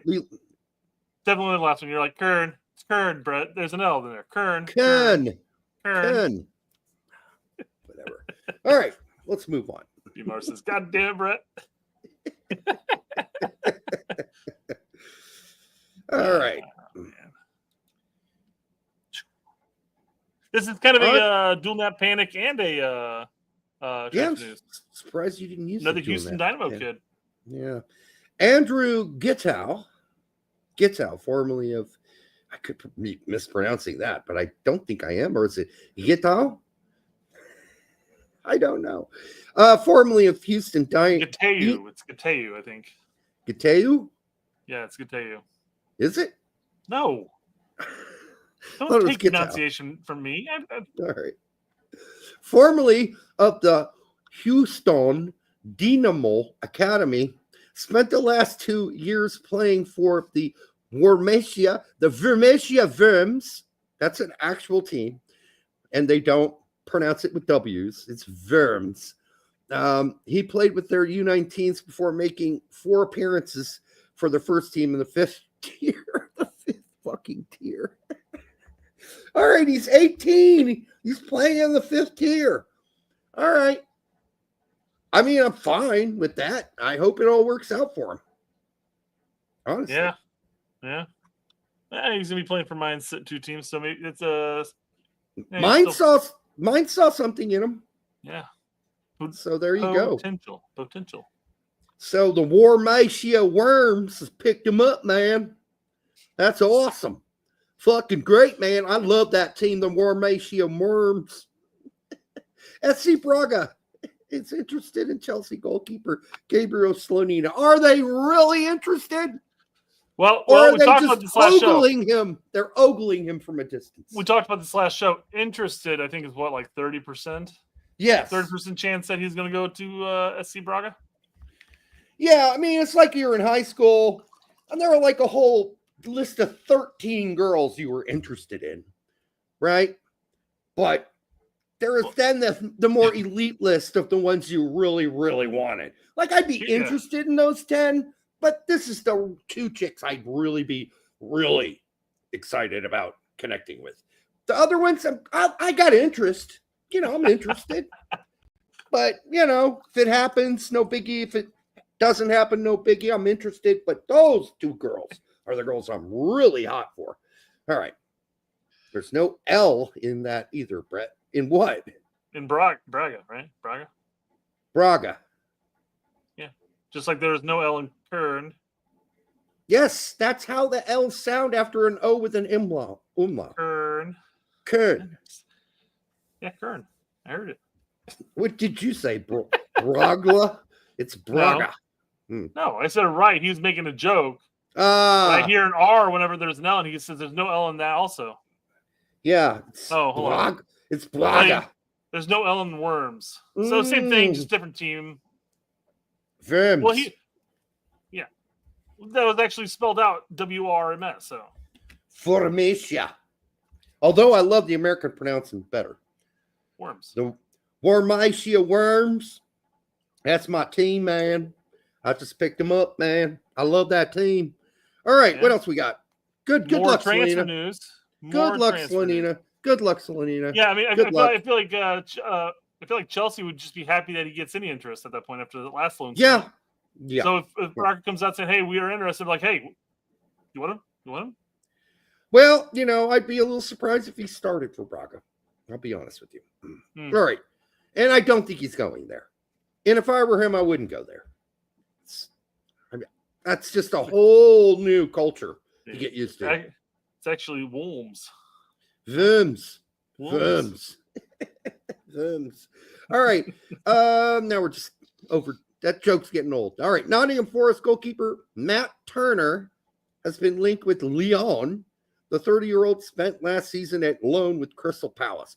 I mean, I suppose linked. I don't know what that means. Linked. Yeah, that's 40%, Derek.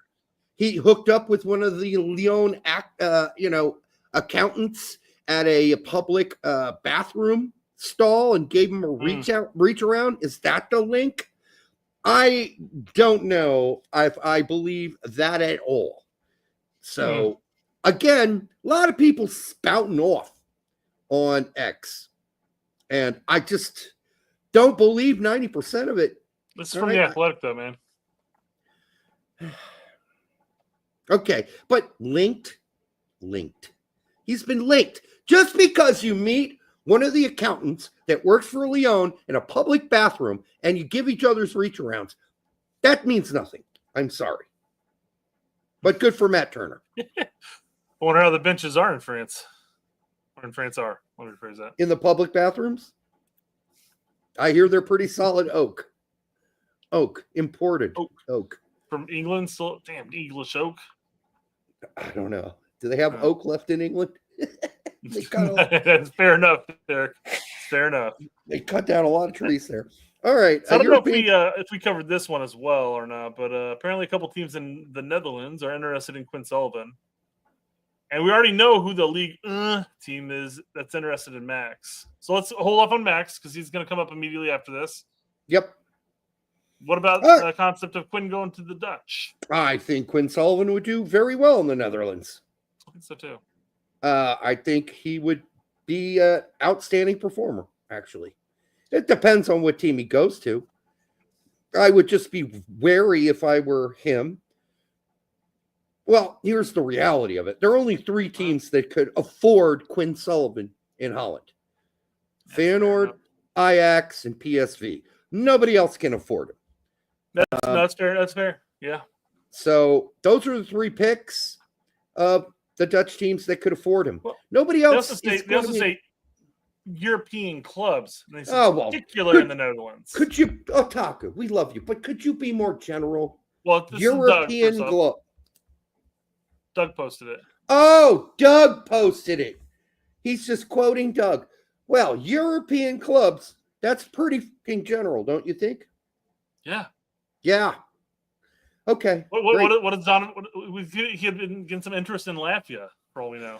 You know, when I was in high school, there was various girls that were interested in me. Various. You know, it's crazy. So what? Derek, I could hear the air quotes in your voice. Yeah. I know. There are many of them have taken notice. They took notice of me. Many of them did. What the fuck does that mean? They took notice of me? Well, maybe they took notice of me because I had unusually large shoulders or an unusually large head. What does taking notice really mean? Anyhow, so take this with a bitter pill. That's all I'm saying. A grain of salt. All right, so jumping back to Max Aronson, we know who's interested in him because it's been reported that it's Toulouse. Yes. And the crew has said, no thanks. No. I don't like your offer. Add another 0 to that and come back to me. Yeah, we already told you this is most likely not going to happen because of the money. Mm-hmm. So, not going to happen because of the money. Toulouse really doesn't have a lot of cash to throw around. Aronson will make a better salary next season at Columbus than he would at Toulouse. And that's just the reality of it. And also, he's going to play for Columbus. He probably would play for Toulouse too. But, you know, you got to be able to. We all know that Columbus and MLS teams are going to ask for more than the player is worth. That's just how it goes. Unless the player has been there a long time and has kind of earned, okay, buddy, yeah, we love you. We get it, Aiden Morris. You want to leave? All right. But and you've contributed for years to this team. But Aronson just got there. All right. He's just started contributing to this team. They're not going to let him go that fast. They're going to build his worth. They're going to build it. And I think they've got they've got a good reason to think that they could build Aronson's worth even higher. So he could just be Columbus's version of Brain Vasquez. Where Gladbach came knocking. They said no, not in the middle of the season. Cincinnati, you mean? Well, no, that's why I said Columbus is though, because Aronson plays for Columbus. Mm-hmm. So, yeah. So as the U.S. Men's National Team prospect post here, it likely was just a low ball offer.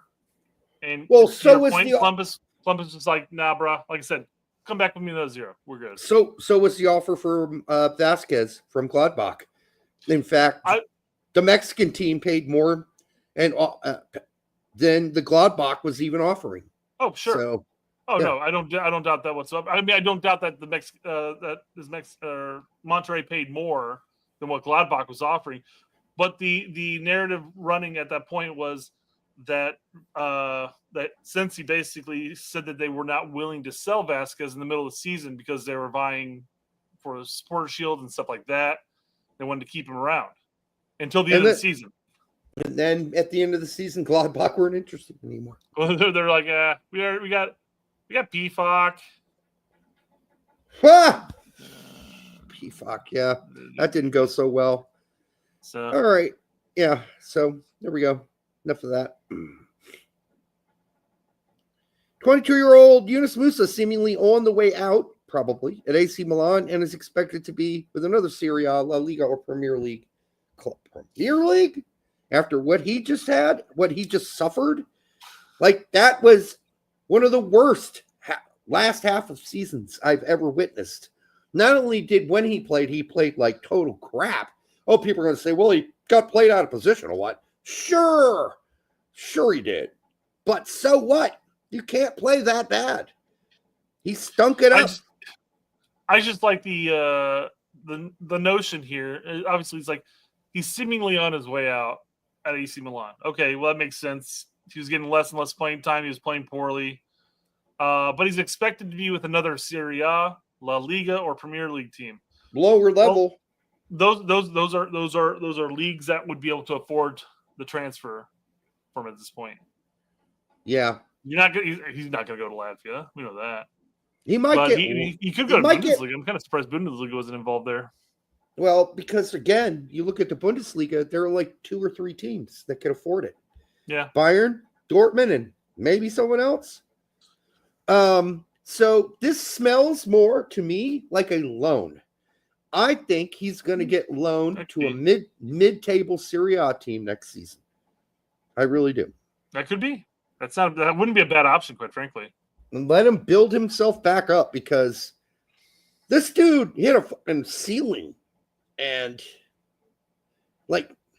having watched every single AC Milan game this season, I have to say I'm just disappointed because I'm not seeing growth, especially in the final third. There's nothing there. There's no there with him. He can carry a ball forward. Yeah, so what? To what end can he carry the ball forward? Even then, his confidence in doing that was shot too. Seemed like it. I feel like not hitting a ceiling, because the ceiling indicates that you can't go beyond. And I think what we're seeing from Musa, I think we could see something going beyond that. I think he's hit a wall. He's hit a self-imposed wall. He's hit a self-imposed mental ceiling. There you go. You can do that. That'd be a good way of wording it. That's fine. Yeah. I think if Musa, I mean, again, I talk about this whenever we talk about Musa, but if he was just a build from the back, distribute the ball out, not try to do anything too creative type of midfielder, he'd be fine. But when he gets in that final third, he just shits the bed. And then you're like, what the fuck was that? So, well, he shot the bed many times too. Now, should he have had at least 2, 3, 4 assists more this season? Yeah, he should have, because there were a lot of guys that blew passes that he did provide. But, I mean, that's going to happen in a season. But, yeah, it's not good. I think Musa's depressed. How often is he smiling at AC Milan? Not very often. Yeah, he's not feeling it there. Right. By the way, currently OKC in the third quarter up on the Indiana Pacers 61-48. So 13 points going into the third quarter. All right. U.S. Men's national team and Fulham left back Anthony Jedi Robinson is expected to leave Fulham this summer to a Champions League level club. With 3 years remaining on his contract, Robinson could fetch a fee as high as $50 million. Very believable. So Doug gets this one right. But I mean, it doesn't tell us anything new. It doesn't. This is not new. This is not even news. Yeah. I mean, everybody. I mean, there's some people that are holding out the fact that he's going to stay at Fulham. But me, you're not delusionally holding out. You're just saying, no, I'm not. I'd like him to stay. I would love if he stayed. This is going to be Fulham's big payday, and it's kind of now or never for him. Yeah, it's kind of now or never. Yeah, take the money and run. Mar says no one is paying $50 million for a 28-year-old left back. They will if he's got 3 years, good years left in him, and I think he does. At least 3 or 4 more good years, I think. Oh, utilizing his pace, yes. So I think that someone will pay the money. We don't know who that's going to be. But if I hope from BMR's lips to Fulham's ears or God's ears, no, I want him to stay at Fulham. Please make it happen. Please. Well, I mean, if they're aiming for $50 million and they don't get an offer for $50 million, he's got 3 more years on his contract. I mean, he can play another year at Fulham. Right. If they don't get what they want, they're keeping him. Yeah. Why would you take a decrease on what you want? Right. So it could be that he's not going anywhere. Yes, please may that be so. So Atletico Madrid has reached an agreement with Johnny Cardoso on personal terms and advancing in talks to get a deal done with Real Betis. Can I just say this? Package deal will be around €30 million with bonuses, also potential players as part of an agreement not being discussed. So reaching personal terms with a player means jack shit nothing. We've seen this over and over again. Go back to Tessman's deals that fell through. A personal terms being met, but not the deal, because right now Real Betis want 40. They want 40. They don't want 30. They want 40. So there's a $10 million gap there. Read the whole gap there, though. His package deal would be €30 million plus potential players as part of an agreement. So it'd be, hey, we pay you $30 million for Cardoso, and we send you over Joe Schmo. Yeah, who are you going to send him? I don't know. The French guy. That's who you send him, I guess. Is that his name, the French guy? No. The former World Cup player for the French team. Come on. Whatever. Anyhow, I can't remember his name either right now. He's been at Atletico Madrid for a long time. In and out, but anyhow, I can't remember his name. Doesn't matter. I don't know what kind of deal, but I've read 2 different sides of this story. Griezmann, thank you. And what I am hearing is that Real Betis are being kind of dicks about this. They don't want to lose him, and they are asking for $10 million more on top of the other agreements with other players. They want 40 plus other players as part of the agreement. They don't want 30. They want 40. And this is not in anywhere near done yet. So we'll see. I thought they agreed to terms with Tottenham for $25 million, and then that fell through. And then this Atletico, not that it fell through, but Atletico Madrid's coming through with a higher offer in the end. Tottenham have not showed any interest at this point in snapping him up for the agreement they prior had made for Cardoso. So I thought that match number there was still 25. Yeah, but I think they're out of the conversation at this point. They're just going to get a cut. They're They're going to get a cut.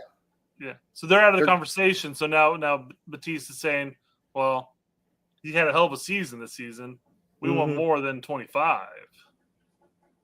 So Spurs just had, as Diamar says, first right of refusal. That is correct. They are not a part of this deal in any way. I don't think they're refusing. I think they're like, yeah, go ahead. Make the deal. Brian is saying that, yes, they did try to trigger, but then Johnny apparently said no. That's what Fumar is saying, too. Johnny said no to Spurs. Could be. Could be. I mean, we won't know. We'll have to talk to Tack about it. Tack's got his contacts, by the way. And by the way, I should also report, since we're probably not going to get to it, that, hold on, let me make sure I get this right. My source. Wait. What do you mean we're not going to get to it? What are you talking about? You're not talking about this topic, are you? Sergeant? Yes. Why wouldn't we get to Sergeant? I didn't know we were going to get to him. Per report, Roma interested in striker Josh Sargent. I didn't know we were going to do this one. Dude, you know how many... We talked about Sargent before the show. I know, but we already talked about this last show. I didn't know we were going to do it again. I also said, you said I got some breaking news for Sargent. I'm like, bring it up when we talk about Sargent. Don't bring it up at the beginning of the show. He literally said those words. Nah, I didn't. I wasn't listening. I noticed. No, the reason why I wanted to bring this specific one up is because it's been bumped up to interested instead of sort of keeping tabs or what they initially reported. As Frank Bolt says, hey, we've gone from evaluating to interested. That's like going from 0.1% to 5%. So let me give you some details on Roma. So this source, by the way, been right about everything about Sargent so far. Even though that one dickhead hated everything I said everything I said turned out to be true about Sargent last window. But he got it all right. Roma hasn't even sat down yet with Norwich. They have not sat down with Norwich. But like one-on-one to make this deal happen. But they have actually expressed serious interest. So that's real. It's in play. They are serious. Roma is serious about this. But here's a new one. So is Burnley.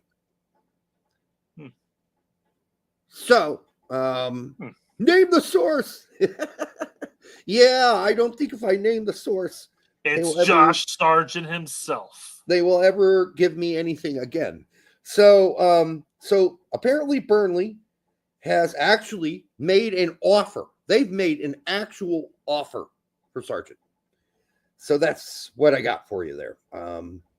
But thanks to my wonderful source and friend for that information.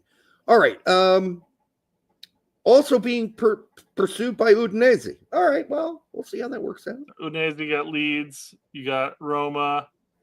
You have interest in some Bundesliga teams, I believe is what they announced, but they haven't specifically said a team. Right. And now we've got Burnley on board. So the question is, what does Norwich want? And here's the sticker. I mean, they want 40 mil.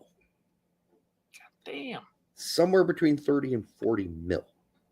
So that's going to count out some teams. I don't think Udinese is paying 30 or 40 million. I do not think even Roma would be willing to pay 30 to 40 million. So that's knocking some guys out. Burnley, I'd be shocked if they'd be willing to do 30 to 40 million. His market value right now is 16. Leeds, so they're basically asking for double more than he's worth if it's 30, right? So yeah, it's a lot of money. That's a big investment. Who believes in Sargent is the question. Who is willing? And we already told you it was 30 million last time in the window. And we were right. That's exactly what the local Norwich people reported it was after we told you what it was. And I had all these fucking assholes on X telling me, well, one asshole in particular, no way, man. No way they're asking for 30. You're crazy, man. There's no way. Yes, that's exactly. They made it so he was unpurchasable. Norwich aren't stupid. They wanted to keep him, so they made the actual price unreachable for most people. There's no way anybody had that much confidence in a player that's had that lingering injury all the time. So Norwich were able to keep him.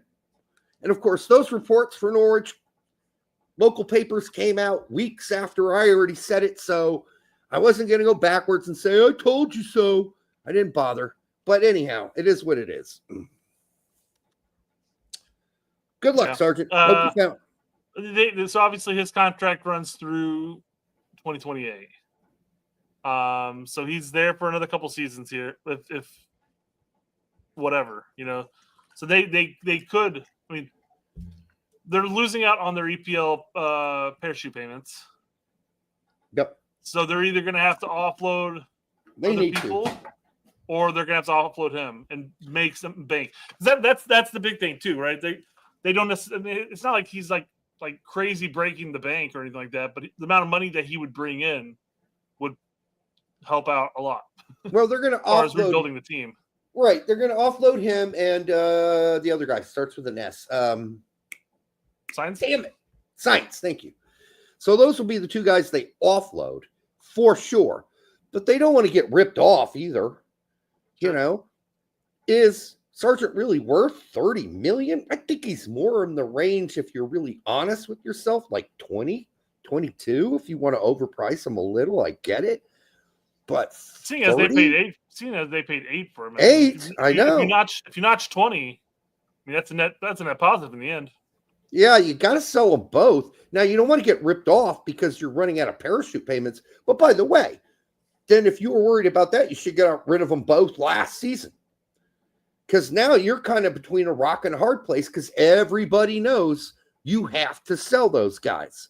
So they're going to look at you in the eye and go, yeah, okay, no, I'm sorry. I know you're in desperate financial situation going into next season. So no on 40 and 30. Are you kidding? No. 20. Okay. We might talk about 20, but he's only worth 16 on the market. So now you're asking for 30. That's ridiculous. So this is going to be a brutal negotiation process where we'll probably see this go on to the point where there's 10 days left in the transfer season, and Norwich got to just take the highest bidder at that point because they're fucked. Because nobody would go for their 30 minutes. You know, their bids are like in 12, 15, 22. There's a 23 out there, maybe a 21. Those are all the offers. And they're like, well, we're fucked. We're not getting 30. So now they're probably going to now underbid even more. They'll go back out to Burnley and go, okay, you said 18. How about 22? And Burnley's like, fuck you. We offered you 18. How about 16, bitch? That's how it works. So we'll see what happens. I did know there was a bird called the great teat. Yes, I did. And the great auk. Mouse. So that's There's also was an extinct bird called the great auk. It looks like a penguin. All right. Turkey did not get to the Club World Cup memo. Yep, we're branching off of the transfer. Transfer is over, everybody. They have one Dortmund, one Juventus, and one Real Madrid player on their roster. Yeah. How come we only have one guy that's doing well? Dest isn't even coming to the Club World Cup. Yeah, he's just playing the two friendlies and leaving. Where are Weah and McKennie? So where's Pulisic? And Rainer are the only three. Pulisic doesn't have to play a Club World Cup. He has to come play two friendlies and go home. Where was our planning on this? How are we become so poor at planning for these things? Okay, Pulisic, come in, play the two friendlies, go home. Take your break. Don't play the Gold Cup. Fine. Totally understand. But play Switzerland and Turkey. Weah, McKenny, come in, play those games, then go play your. So teams are doing it. Switzerland has players that are playing the Club World Cup that are playing also for their national team right now. Turkey, Portugal. Give me a fucking break. What's going on here? I hate to say it, and I said it earlier in the show. Berhalter would have done a better job planning for this. He would have done the right thing. He would have done the same thing. He would have said, I'm bringing in the full team for the 2 friendlies because those are big competitors. And I want to see what our team's got. After that, they can go home. I'll pick a whole different Gold Cup roster. The Pulisic's can go home. The Wales can go back to their club. The McKennies can go back to their club. Dest can go home and take a break. Whatever you have to do. Let 4 or 5 guys let loose. But what we're doing is the absolute most stupid thing I've ever seen in my life. It's so stupid. I'm just wondering how does this make sense? So what's the injury that Pulisic's been playing with? Is it hip flexor? Hip flexor. What's the recovery for that? What do you do? Just rest? Depends on how bad it is, but yes. I know they've mentioned how he's been taking shots just to get through. Well, bring him into Turkey and Switzerland and play him for 60 minutes and yank his ass off each game. Doesn't even have to play the full games, but put him out there for 60 minutes. I don't understand this. And then send him home to get his hip flexor all ready for the next season. He's got weeks and weeks for that, right? Same thing. I mean, preseason starts just around the corner too. So yeah. Yep. Not aware of any injuries that McKenny and Weah have. You bring them in for the 2 friendlies, so you have your A team. Then you send them back to Juventus for the Club World Cup, which, by the way, Weah will barely play in probably. He'll probably come in off the bench 20, 10, 15 minutes a game. McKenny might start 2 out of 3 games, but maybe not all of them. Dest, glad he's there. We're doing that with Dest. How is it that we do it with Dest? And that makes sense with Dest, but it makes no sense for the other guys? Bring in... The only thing I can think of is that this is, again, U.S. Soccer or Poach saying, hey, we wanted the guys there all summer, but this is our first opportunity to really evaluate Dest in our system. So we're just going to bring him in for the 2 games and then send him back home to continue recovering for the next season. I mean, the 2 guys that got to be shivering in their boots right now are Tessman and Scally. They're like, well, we weren't offered any options. Yeah. Well, and I mean, yeah, there's I'm kind of surprised. I thought Poach liked Tessman, so I'm kind of surprised by that one. I thought he liked Scally. I thought he liked Scally too, yeah. So I don't know. It could be one of those golfing things, maybe Sarge, Scally, and Gio all hit the 9 holes and 18, whatever. And if you're Sargent, you've got to be thinking Doom City, because you mentioned earlier, well, he'll probably get one more shot. Will he? Will he really? I don't know. I mean, it all depends on what he does in his club, next club. So if he goes to Burnley and he's scoring goals in EPL, then yeah, I think he's going to get a look. He goes to Burnley or he goes to Udinese and he's scoring goals. Poach goes, yeah, I was wrong about him. Let's bring him in. I think he'll get one more look. Now, if he comes in and he shits the bed again, then yeah, I think Poach is going to be looking elsewhere come World Cup time. I think Poach is done with him. When I say shits the bed, I'm saying he doesn't score, because at this point he can still have a good game, but if he doesn't score, I think Poach is really going to be looking at that. What if he's really good with foreplay? Yeah, that's possible. What does he need to score? I mean, well, I've been making the argument that just because he hasn't scored in the last 5+ years or whatever, that doesn't mean he hasn't had good games. He hasn't contributed. He's done great at times. He's done poor at times. 3 years ago, that hasn't. 3 years ago, before the injury, he was really good at the World Cup. Yeah. But I think he's out, and I think it's permanent. Because you just lost Balogun, and then his replacement was what, Aronson? Yeah, but he already has like 4. He has Wright, Downs, White, Agumon. He already has 4 strikers there. And don't get me wrong, I would have preferred Sargent to get called up regardless in that situation because I don't. Whatever. But I mean, I thought it was strange that he had 5 strikers to begin with. I'm just saying, do not be surprised if both Gio Reyna and Josh Sargent are done with the national team as long as Poach is there. I'm putting it out there. I think it's possible. No Serginho Dest. We've determined the best decision is for Dest to have an individualized training program for the summer so we can focus on being fully recovered and ready to perform next season. Yeah, okay. By the way, could somebody who's somebody put in there earlier, Derek's drank too much? No. If I just read that perfectly, so I wouldn't be able to. Listen, Brett and I have been completely wax stoned on this show before. But that was a long time ago. And that was a good long show. It was a 4-hour show. Yeah. That was before live streaming, though. And then I had my one drunken live stream. Right. Okay. Which I didn't, oddly enough, I hadn't drank that much, and I just don't think I ate that much either. So. Yeah, and besides, if we were fucked up, would it really matter? Yeah. We'd just be more brutally honest than ever. Yep, slurring some words together. Saying over here, Yeah, stuff. I think it was Tax Brazilian Ghost who put that up there, by the way. You're wrong.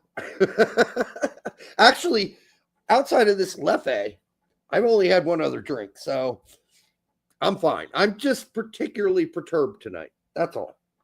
Yeah.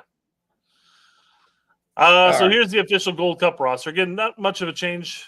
Stefan was removed completely due to his injury. Chris Brady's stepping in. Herpes. And Tolkien stepping in for Dest. Aside from that, same roster, correct? Yeah, pretty much, yeah. There's I believe really... it is. I believe it's word for word. Yeah. Yeah, that was it. Tolkien got added. He's the only... Those are the only 2 changes from the friendly roster to Gold Cup roster. I know Tax Brazilian Ghost is saying I'm booing that Dest ain't playing. Yeah, but he's playing the 2 friendlies. At least he's giving you that.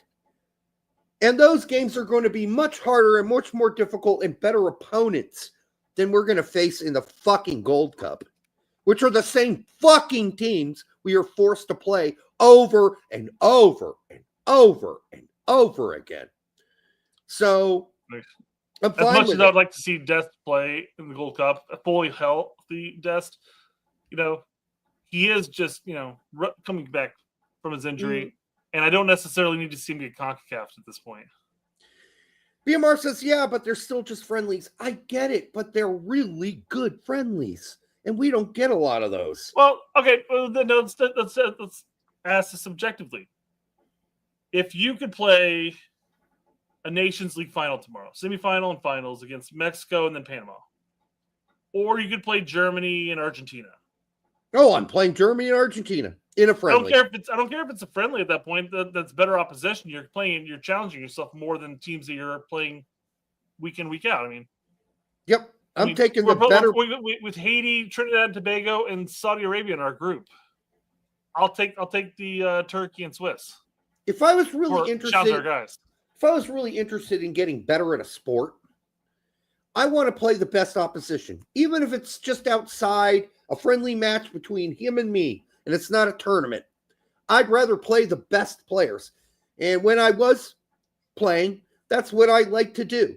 I would always call up the number 1 seed or the number 2 seed and said, hey, let's go out and hit some balls and then play a set. Because it made me better to play against the better players. I don't want to play against the 5th seed and the 6th seed on the team. I crush those guys. Playing those guys ain't going to make me any better. I want to play the guys that are better than me so I can learn something. And honestly, I don't know if Switzerland is better than us. They certainly seem to be. And I certainly think Turkey has some extremely great players. It's just a better, that's competition we don't get to see. Let's bring in the whole team for that. The Pulisics, the McKennies, the Weahs, the Dests. Let's bring them all. Let's bring our best for those 2 games. And then fill out the fucking Gold Cup roster how you want. I don't care. But that's what all the other great teams in the world are doing. Portugal's doing it. Switzerland's doing it. Okay? Turkey's doing it.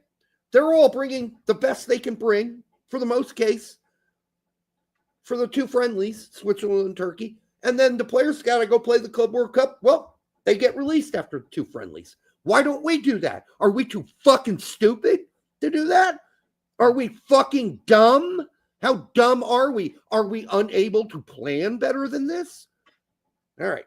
I guess we are. We're just fucking stupid.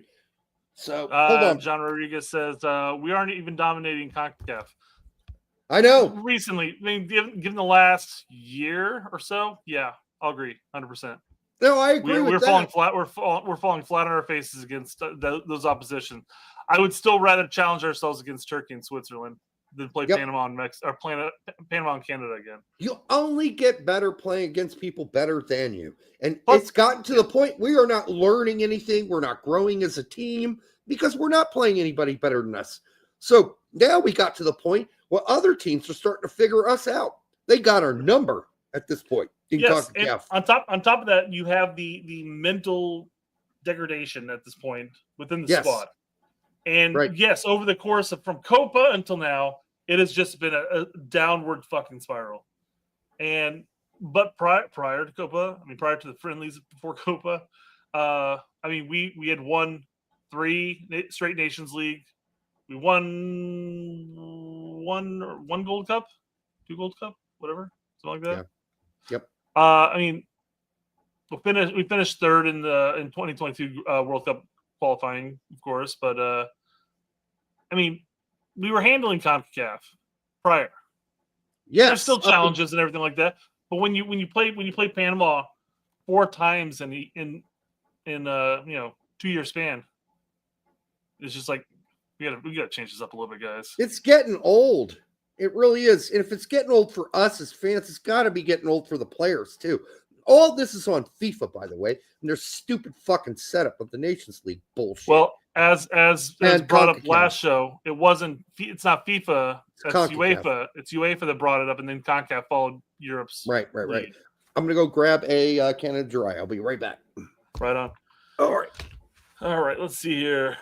So this is our squad. We've already talked about that. There's really no difference. Yeah, it'll be interesting to see, and I'll bring this up here in a second when Derek gets back here. But we talked about Stefan suffering an injury to his knee. What is it with him and knee injuries? Will those knees ever heal? Is the big question. Foot herpes. Yeah. Yeah. So listen, I hope his knee gets better, but it's always something with him when he gets to the camp, which is tragic because this is his best opportunity, and he was going to get to play.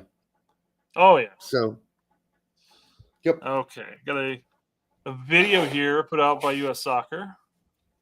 Oh, good. We got some new faces on the team, and let's give them the most ridiculous-looking microphone ever. Did you see that?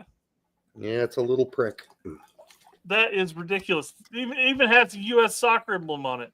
I mean, that's they're having a laugh, right? Tiny little prick of a mic. Yeah. You gotta hold it. I mean, come on. Yeah. It looks dumb. It looks dumb. Yep. Mm-hmm. My name is Matt Freeze. You can call me Matt, Matty Ice, Freeze, Freezer, anything. I'm calling him the Matty Ice. I'm gonna call him Matty Ice. I'm gonna call him the Freezer. He's the Freezer with an A at the end. Freezer. All right. Sebastian Berhalter. Go by Sebastian. I'm Damien Downs, but most people call me Dame. Quinn Sullivan. Most people just call me Quinn or Quinny. My name is Alex Freeman. I go by Freeman. My name is Chris Brady. I'm a goalkeeper. No shit. I go by Brady. My name is Matt Freeze. All right. so Freeze. I think Freeze won that one. Everybody's like, Probably. my name's Sebastian. You can call me Sebastian.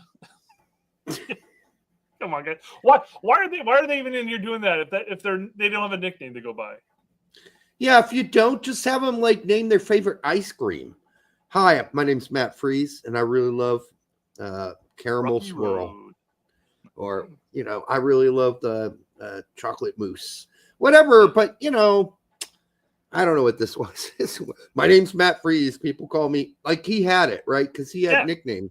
The rest of the people are like, Freeze works. my name's Sebastian Broholter. People call me Sebastian. Do they really? Damien Downs at least has one too, man. People call me Dame. Dame. Okay, fair enough. All right. That'll probably help me remember their name. A Dame. I love Chris Brady. Chris Brady's like, I'm Chris Brady. I'm a goalkeeper. He's the only one who mentioned his position too. Right. Goalkeeper, and I go by Brady. Yeah. An angry American for $5. FM, an angry American. We're supposed to invite better teams to this Gold Cup. England, Spain, Argentina, Brazil, or Japan. Yeah, we were supposed to. The guys we did invite are not bad. Saudi Arabia, right? There was talks that they were planning on bringing in like 2 from each conference. Yeah, that never happened, did it? No. This Gold Cup was supposed to be a big. That would have been interesting. Well, it sucks for teams like Haiti, I guess, but I mean, you start bringing in really good teams, and then you got the roster you have for this. You might get an ass whooping. So, yeah, probably better. That would have been, we would call them 2 from each team, and then our bracket would have been still like, USA, Haiti, Trinidad and Tobago, and the Cayman Islands or something like that. Probably, yeah. Just so we don't get grouped, Yeah, exactly. So. All right, for the 275 are you here now? Make sure you, on both X and YouTube, make sure you like, subscribe, share it with your grandma. All right, watch along. Oh, we should definitely talk. The game is Saturday, right? Saturday, isn't it? Yeah. Yeah, that's a problem for me. I'm going to be at a dinner. Yeah, I'm going to be. What time's the game? It's Connecticut, so I imagine 7:30. Yeah, I'll be eating dinner and cooking it. Nope, I lied. It's 3:30. Oh, shite! It was a daytime game. You'll be done by 5:30. You can go make your dinner. But I'll already be at my parents' tomorrow, or on Saturday.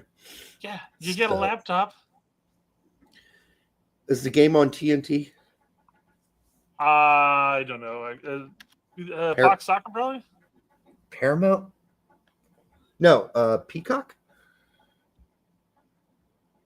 Where watch TNT. Okay, Max, Peacock, whatever, all those things. So I got to get to my parents early so I can watch the game with them. But we have Cancel company. the dinner, motherfucker. No, they got company coming over at 5. So I'm going to be stuck between a rock and a hard place. I will be able to watch the first half and parts of the second half, though, before they come over at 5. And listen, I mean, it's a big deal. The company coming over is important, and I'm coming over to help cook the dinner for them. And I'll be doing prep work, too. But at least I'll be able to watch the game while I'm doing prep. That's good. It's a big fancy dinner, scallops and linguine, some side dishes that I make as well. Yeah, I saw that yesterday. I'm like, oh fuck, the game's Saturday. For whatever reason, I thought it was on Sunday. And I was like, oh yeah, Brett and I called the game live on Sunday. Oh shit, game's on Saturday. Fuck. So yeah. So we won't be doing a live stream. I can guarantee you that. But on Sunday, we might do a short little blurb that we release about the game on Sunday. Like Brett and I will hook up. We'll do like a 20-minute sum up of the game, and we'll get it out there on the YouTubes, but it won't be live. Can I come over, Derek? It's really not up to me. That'd be up to my parents, Tony. But yeah, I don't think so on this one. It's too short notice. I need to have more time to let my parents know who Tony is and what you're all about. And, of course. He said it really, that's really nicely. Yeah, well, we need to figure out what your diet is and what you can eat and can't eat and all those specifics, right? But no, I mean, these are my parents' best friends that are coming over. And so I'll be doing all the cooking, and I got to do the cocktails as well. So those have to be ready by 5 o'clock. So I'll be working on shrimp and probably make yum shrimp with some yum dip and all that. Anyhow, point is, yeah, I got plans, and I made those plans 2 weeks ago, so I can't go back on it now. Like if I cancel tomorrow, my parents are like, "What?" They'll freak out. You've known about this friendly for months. I thought it was on a Sunday. I blew it. So it's my fault. I didn't think it was on a Saturday. So I got my calendars all wrong, and I effed up, and I had already made the commitment, and I'm the official chef for the night, which is what they look forward to. My parents don't have to do shit. They just got to buy the stuff. I make the food. I make the dinner. The company comes over. They didn't have to work. I'm like a personal chef for the whole party. So here's what you do, Derek. We do the show. At halftime, you rush upstairs. You pluck out whatever shrimp you want. Throw in some yum sauce. Here's your little snackables, guys. We'll be back in 45 minutes. Yeah, not going to happen. All right. My parents mean more to me than a friendly for the U.S. men's national team. All right. As far as this lineup goes, I'm fine with it. I just thought them assuming Aguiman's going to start, probably not a bad assumption, actually. But why wouldn't it be Haji Wright instead? I don't know if I understand that. So, yeah, a little confused about why they were 100% sure that it was going to be Aguiman. So, Mar says you're just like Pulisic, Derek. What do you mean? I committed to my parents, and guess what? I'm showing up for it, right? Yeah, Pulisic's committed to AC Milan, and he's showing up for them. Hey, I'm committed to Monday and Thursday. There are no guarantees I'm committed to things on the weekends. All right. That's something we do as a bonus on this show. It's not part of what Brett and I do on the regular. So I got to do what I got already committed to weeks ago. Sorry. I already committed to be over there and cook the dinner. I am a chef after all. All right. Yeah. Outside of that, they got it. They got this right. They got it fine. I was just commenting mostly on Morning Footy being a boring ass, mediocre ass show, which is unfortunate. I like Pablo. I think he's a good writer. The two guys on the right, I have no clue who the fuck they are. The girl, she does her job. Yeah, it's Julia Alibaba, right? Yeah, okay. Here. Sorry, my bad. But I like Paulo on the left, and I like the girl. I think does her best. I don't think she, by any means, is like has enough of knowledge about U.S. men's national team to be a great host and ask the poignant questions. So that would need to change. But yeah, I'm in no way excited about this show. Or I do put it on because at some points there's nothing else to watch. Although I just watched Master and Commander again for the third time yesterday. And Master and Commander is a great fucking movie. Yeah. What a great movie, right? Yep. What a great movie. Harold is, right. I mean, I think history buffs love it all over that one. Oh, it's such a good movie. And I haven't seen it for years. So even though it's my third time, I'd almost forgot most of it. As you well know, Brett, I watch movies and then forget them. You don't forget them. You just don't know enough. When you watch them multiple times, that's when you really pick up on the quotes and stuff like that. Well, I haven't watched it for 5-6 years. So watching it last night again was like watching it for the first time. Like I forgot most of the scenes. I really did. It was like watching it again for the first time. It'd been that long. I knew what was going to happen generally, but I couldn't remember all the scenes and how. But I could see the genius in the movie. Every time I rewatch it, I'm like, oh, great scene. Oh, that's such a good scene. Oh, my God, that's so good. Oh, the script is fucking amazing. It's just amazing. So, anyhow, the relationship between the doctor and the captain, great stuff. Great stuff. Very good. All right. I don't have any problem with Anibaba's picks here, quite frankly. I mean, when I say that, I mean I suspect No, they're good. This very well could be it. Yeah. I know that you were questioning Agumon. I could see him starting. I could too.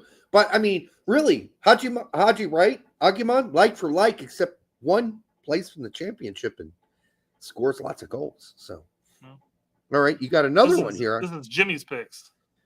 So Jimmy's looking at Jimmy's looking at the roster, and he sees an extra center back get brought in, despite the fact that no center back left. Lack of true wingers. He's seeing this as a potential 3 in the back. It's not bad. I don't think Freeze is starting. Sure. I mean, I think Turner's going to get the start because it's going to be his, hey, either show up or. Well, I think Freeze is going to start one of the friendlies. Maybe. I think he probably will. No, I think he probably will start one. I don't think it's the first one though. I think it's more second. That's fine. Yeah. But other than this is good. I like this. The only difference is he threw in Robinson as a third center back, and then removed Brendan Aronson, and I guess Wright instead of Agumon. Comparing it to Donny Babas. I mean, it puts Aronson in his real position as a left wing back. One of the reasons why he was talking about that, because aside from Aronson, there's no true left back for this friendly roster. Jimmy can't stop. Jimmy can't stop glazing Zimmerman. Says Miguel. True, he can't. But give him credit. He didn't put him in this starting 11. So there's that. But he did put Robinson in there. So, but that's going to be the question mark as far as who the third center back is going to be in the end. I think if you're playing 3 in the back, if you're Poach, you're probably going to be McKenzie on the right, maybe, and Ream on the left. Could be. Well, Richards anchors the middle, although that's not natural because McKenzie plays left center back for Toulouse, and that's what he's used to. So doesn't Richards play like right center back for Palace? Yeah, he can. He does. But I think, who's the anchor in the middle would be the question, I guess. So Richards definitely going to be starting. I think McKenzie is universally thought to be starting, but that's not a guarantee at all. Really isn't. No. So, all right. Yeah. And this is the problem with Poach at this point. I mean, with Berhalter, it took a couple years for it to establish, but you could sit there and predict almost to a fucking T what was going to happen. Mm-hmm. For better or for worse. I mean, if we could do it, then you have to realize the opposition's going to be able to do it too. Remember when all those idiots were saying, it's not a back 3. It's not a back 3. I mean, unfucking real, dude. Yes, it was. And it could be again. And that guy stopped arguing with me after the last game we played.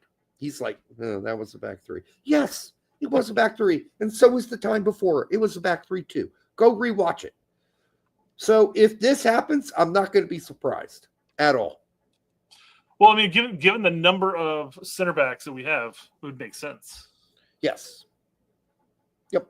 And in that situation, though, I mean, if you're going to evaluate Dest, you want to evaluate him in the best position. That limits his defensive responsibilities. Yep. So this will work. I mean, it would work.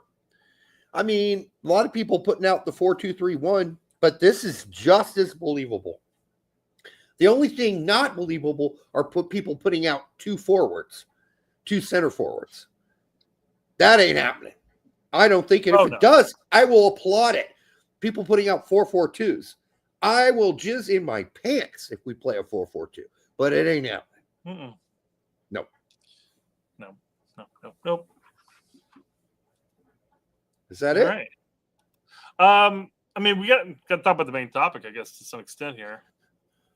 All right. The funny thing about all that, and I rewatched Berhalter saying, the goal is to change the way the rest of the world sees American soccer. I don't think we've done any of that. I think the players have changed the way the world sees American soccer. I think there are players out there like Pulisic and McKennie and Adams in the Premier League that have changed the way the world sees American soccer. But I will also say this. There are other countries that have long more quickly embraced the American player before others did. The Bundesliga has embraced American players for a long time, with Ronaldo being one of the forefathers, right? Yeah. Since then, they've had plenty of American players in the Bundesliga. So, to them, I think it's hem-haw. I think Germany's already there. They don't care. Italy is new to this party, and I think Pulisic and McKennie have certainly, especially in Milan, changed the way people in Italy think about American players. In England, I still think it's mostly like, meh, yeah, okay, yeah, Dempsey. Oh, yeah, McKennie came over here. He sucked for Leeds. Well, I think it depends on the team, too, because, I mean, Fulham's definitely been pro-American. One team, yeah. Otherwise, I still think there are doubts in a lot of, if you go talk to the average English soccer fan, they're still thinking, who do they got? I was just made aware of it today that a cover team, Haji Wright's team, was it? Coventry, thank you. Coventry City. The Coventry City fan boards, I guess, are like lighting Haji up. Like they do not like him, I guess. Because he played a couple bad games at the end of the season, yeah. He did play poorly. So there's that. Otherwise, they loved him before that. Norwich fans love Sargent. Leeds fans love Sargent. A lot of championship fans say Sargent's the best striker in the championship last season. So I don't think we're quite where Greg wanted to be, but was never Greg's job to change the way the rest of the world views American soccer. That's ridiculous. Listen, we made it to the quarterfinals and almost beat Germany in 2002. Did that really change the way the rest of the world viewed American soccer? No, it didn't. It made a nudge. It made a blip. And yes, all of a sudden teams were interested in Beasley and Donovan, and McBride then went to Fulham. Got it. That's an advance forward, but it's a small step. I mean, he's talking about making a difference in the sense that the rest of the world now views America as a soccer nation. We're nowhere near that. Nowhere near it. And the results lately aren't helping. Although I can tell you, most people around the world could give two shits about how we do in our CONCACAF exploits, in our Nations League. They don't care. They don't give a shit. So the only time we're going to end up making a difference in their minds is if they're an AC Milan fan and they're watching Pulisic kick ass, or they're a Juventus fan, they're watching McKennie kick ass, or you're a Bournemouth fan and you love Adams. All right, those are the guys making the difference. The only way the national team will ever do that is if we make it to a fucking semifinal in a World Cup. And we beat some big teams along the way getting there, which I don't see happening, frankly, anytime soon. So we've got a long ways to change the way the rest of the world views American soccer. But here's the big major point, Brett. Who fucking gives a shit what the rest of the world thinks about American soccer? I could give two fucking fucks. I give no fucks about what the rest of the world, how they view American soccer. Who gives a fuck? Yeah. Who cares? Why is that even a thing? Who gives a shit? I don't care what people think about American soccer. All I care is about what we think about American soccer. American fans. Yeah. That's why Berhalter switched up the next cycle. Says we're going to change the way that basically saying Americans view how we play soccer or something like that. Well, he failed. Of course. He failed at that too. Because the fandom has never been at a lower point. It's never been more depressed, more demoralized than it is now. This is the low of the low outside of not qualifying in 2018. I can't think of a lower time. Well, that was the thing about that, though, is that was one moment. And yeah, fucking brutal moment, demoralizing. This has been going on for a spell. And it's constantly beating us down. So I would say this, I mean, we're in a current state that's worse than not qualifying because, again, that was one moment. We're all like, dude, that fucking sucks. But this is like every window is like, God, that sucked. God, that sucked. God, that sucked. Yes. Yeah, this can't go on for much longer. It's too demoralizing. And I just watched the women play a few days ago, right? Mm-hmm. That stadium was packed. Yep. For a fucking friendly. Wow. What's the difference between what the women are doing and the men are doing? Oh, yeah, I get it. The women had a head start because they had Title IX against the rest of the world. I get it. But they're winners, generally. People came out and packed that stadium. It was a smaller stadium, but it was full. And I'd rather see that. It's like when Bruce Arena had this massive debate with U.S. Soccer saying, why are we playing our home games against Mexico in California? That's the dumbest thing I ever heard of. And Bruce went to bat and said, this got to move. And they said, well, where do you want to move it? He said, Columbus. And that's when Dos Cerro started, right? In meaningful matches, yes. And that's when the crowd was full of American fans. Were there Mexican fans there too? Yes. But it was a home game, and you could tell it was a home game. So, you know, it's all about priorities for U.S. Soccer. Do they want to have a home game, or they want to make Boku bucks? And I'm guaranteeing you Boku bucks wins out 90% of the time. And they could give a fuck what Bruce Arena thinks now. So beware, you guys are going to piss off Scuff with your negativity. Still plenty to watch for. I do need to say this. I've watched quite a bit of Freeman in these last few days, and he's meh. Okay. I don't know how we're going to piss off Scuff for that, but because we've been positive about Freeman. I think he's got a lot of great tools. No, he was saying that we're being negative right now, and that's going to piss off Scuffed. And I was just bringing up a comment. I was scrolling through the feed, and I'm like, well, that's everybody else has been like all up on Freeman's balls. And this is the first time I've seen somebody not up on his balls. Yeah. Hey, if Scuff's got a problem with us, come at us.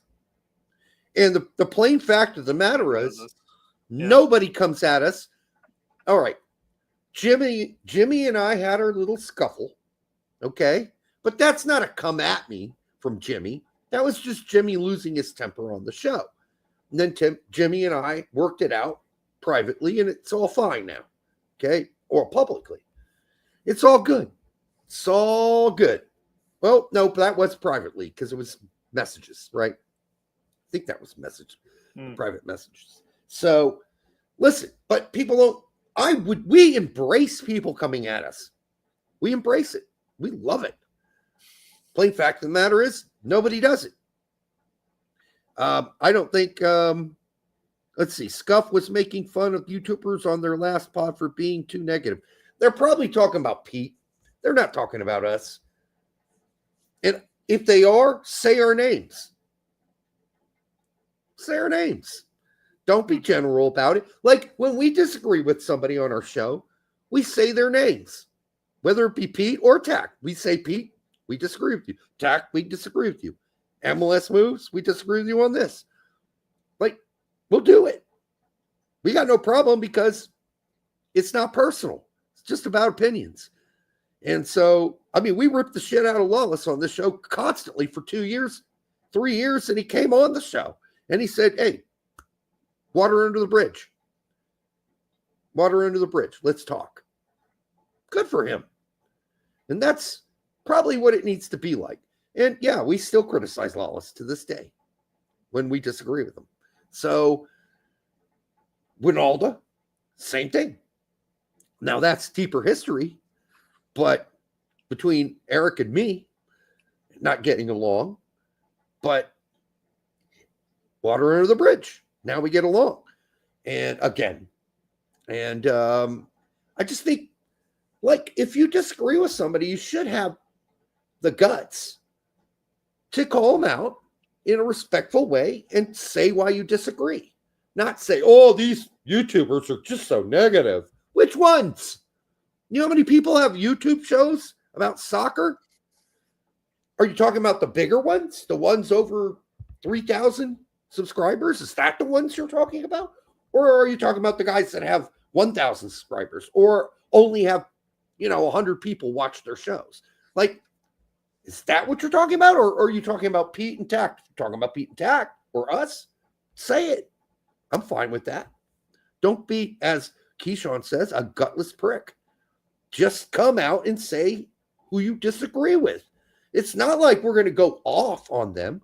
We'll just come back with our own reply about why we don't think we're negative. But it is what it is. They're above, obviously. Scuff's way above us and Pete and Tack. They're way above us. So when people come at us when they do, we poke fun at them, poke fun at their argument. Jake Landau came at us, and I say at least he had the balls. He did it, I think, in a very unsportsmanlike way. And I think he did it without knowing the facts, especially about me and my background. And that's fine. I don't hate Jake. I seriously don't. And I wish him the best and his family the best. And I think he's kind of a nice guy. I think he's a little sensitive, but I think he's a super nice guy. And we've had him on our show. And we were on his show. And then because we were friends with Pat and Tact and Pete, I guess, we ran afoul of him. But we didn't say anything about Jake up until the fact that he came at me and our show. And then we replied, and we were very nice in our reply. We didn't call him any names, anything like that. So I think if Scuff wants to criticize, they should do what we do, what Pete does. And that's, hey, if you're going to criticize someone, say their name. Say their name. Don't be a pussy about it. Say their name. All right. Sorry. That got me on a rant. That kind of, there we go. It is what it is. It is what it is. To end the show, too. Nice. Timothy, the Gold Cup will be watchable. I think it will be watchable. It's not going to be the players you want, but it'll probably be entertaining. I'm hoping it'll be entertaining. It's not the guys we want to see, but maybe something will come out of this that we don't expect. That's all. I'm more curious than ever at this point. Like, what is this hodgepodge that we've just thrown together going to do? How's this all going to work? I'm so curious to see how Poach will make it work that I'm more interested in normal, actually. It's kind of weird. I don't know. Regardless of the mentality at this point, I mean, I always get amped up for games just because they happen every couple of months. And, there are not many of them. It's when it happens, you can voice your frustrations about something, but the whistle blows and is on, edge of your seat watching, even for meaningless friendlies. Maybe we see a freak show from someone like Luna again. Maybe we see something we just did. Maybe Aronson. I don't know who's going to pop up and be amazing. Maybe Matt Freese gets to play a game and he's like a miracle, makes a bunch of miracle saves. We don't know. And it just makes it more kind of like curious, like what's really going to happen here? This is such a mess. Can something that's such a mess become, as you say, a freaking miracle? Well, I don't know. It's really only a freaking miracle because of how we're playing now. Yeah, we've won Gold Cups with lesser squads. Yeah. So we have. Yeah. We've won Gold Cups with C teams. Yeah, we talked about it earlier in the show, or somebody brought it up that we won a Gold Cup when Hoppy was our best player. Yeah, absolutely. It'll be interesting. We could have another one where we flame out in PKs against Panama, or we might go all the way. We might get grouped. I doubt it, but I doubt we're getting grouped, but you know what? This is a thrown together team, so we'll see. Yeah. Maybe Dominic Downs comes in, scores 2 goals in the last 20 minutes of the first game.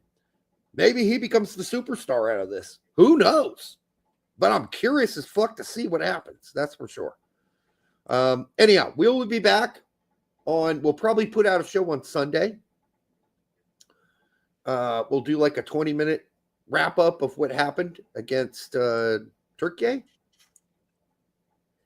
And then we'll be back on Monday for a full report. Until then, enjoy your Friday, enjoy your weekend, and I'm not going to blow kisses. I'm just going to say good night.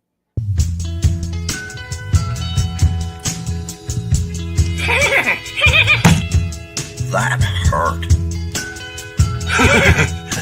I want to play in Europe. What the hell does that mean, right? Because Europe could be Latvia, Luxembourg. No one's talking about Latvia or Luxembourg, dumbass. For you to want to just shove it in there, start with the smaller finger, especially if this is the first time. Start with the smaller finger and go slow. I mean, there's a lot of things that need to change. Honey, eating it is the best thing that you can do for your man. I want people to realize I'm just human. I'm just human, and I make mistakes. So this guy, Derek, wants to know, is putting your tongue in an ass really the thing to do? Yeah, it feels really good. Yeah, it's a weird one, I think. And I know you want me to toss your salad too, don't you?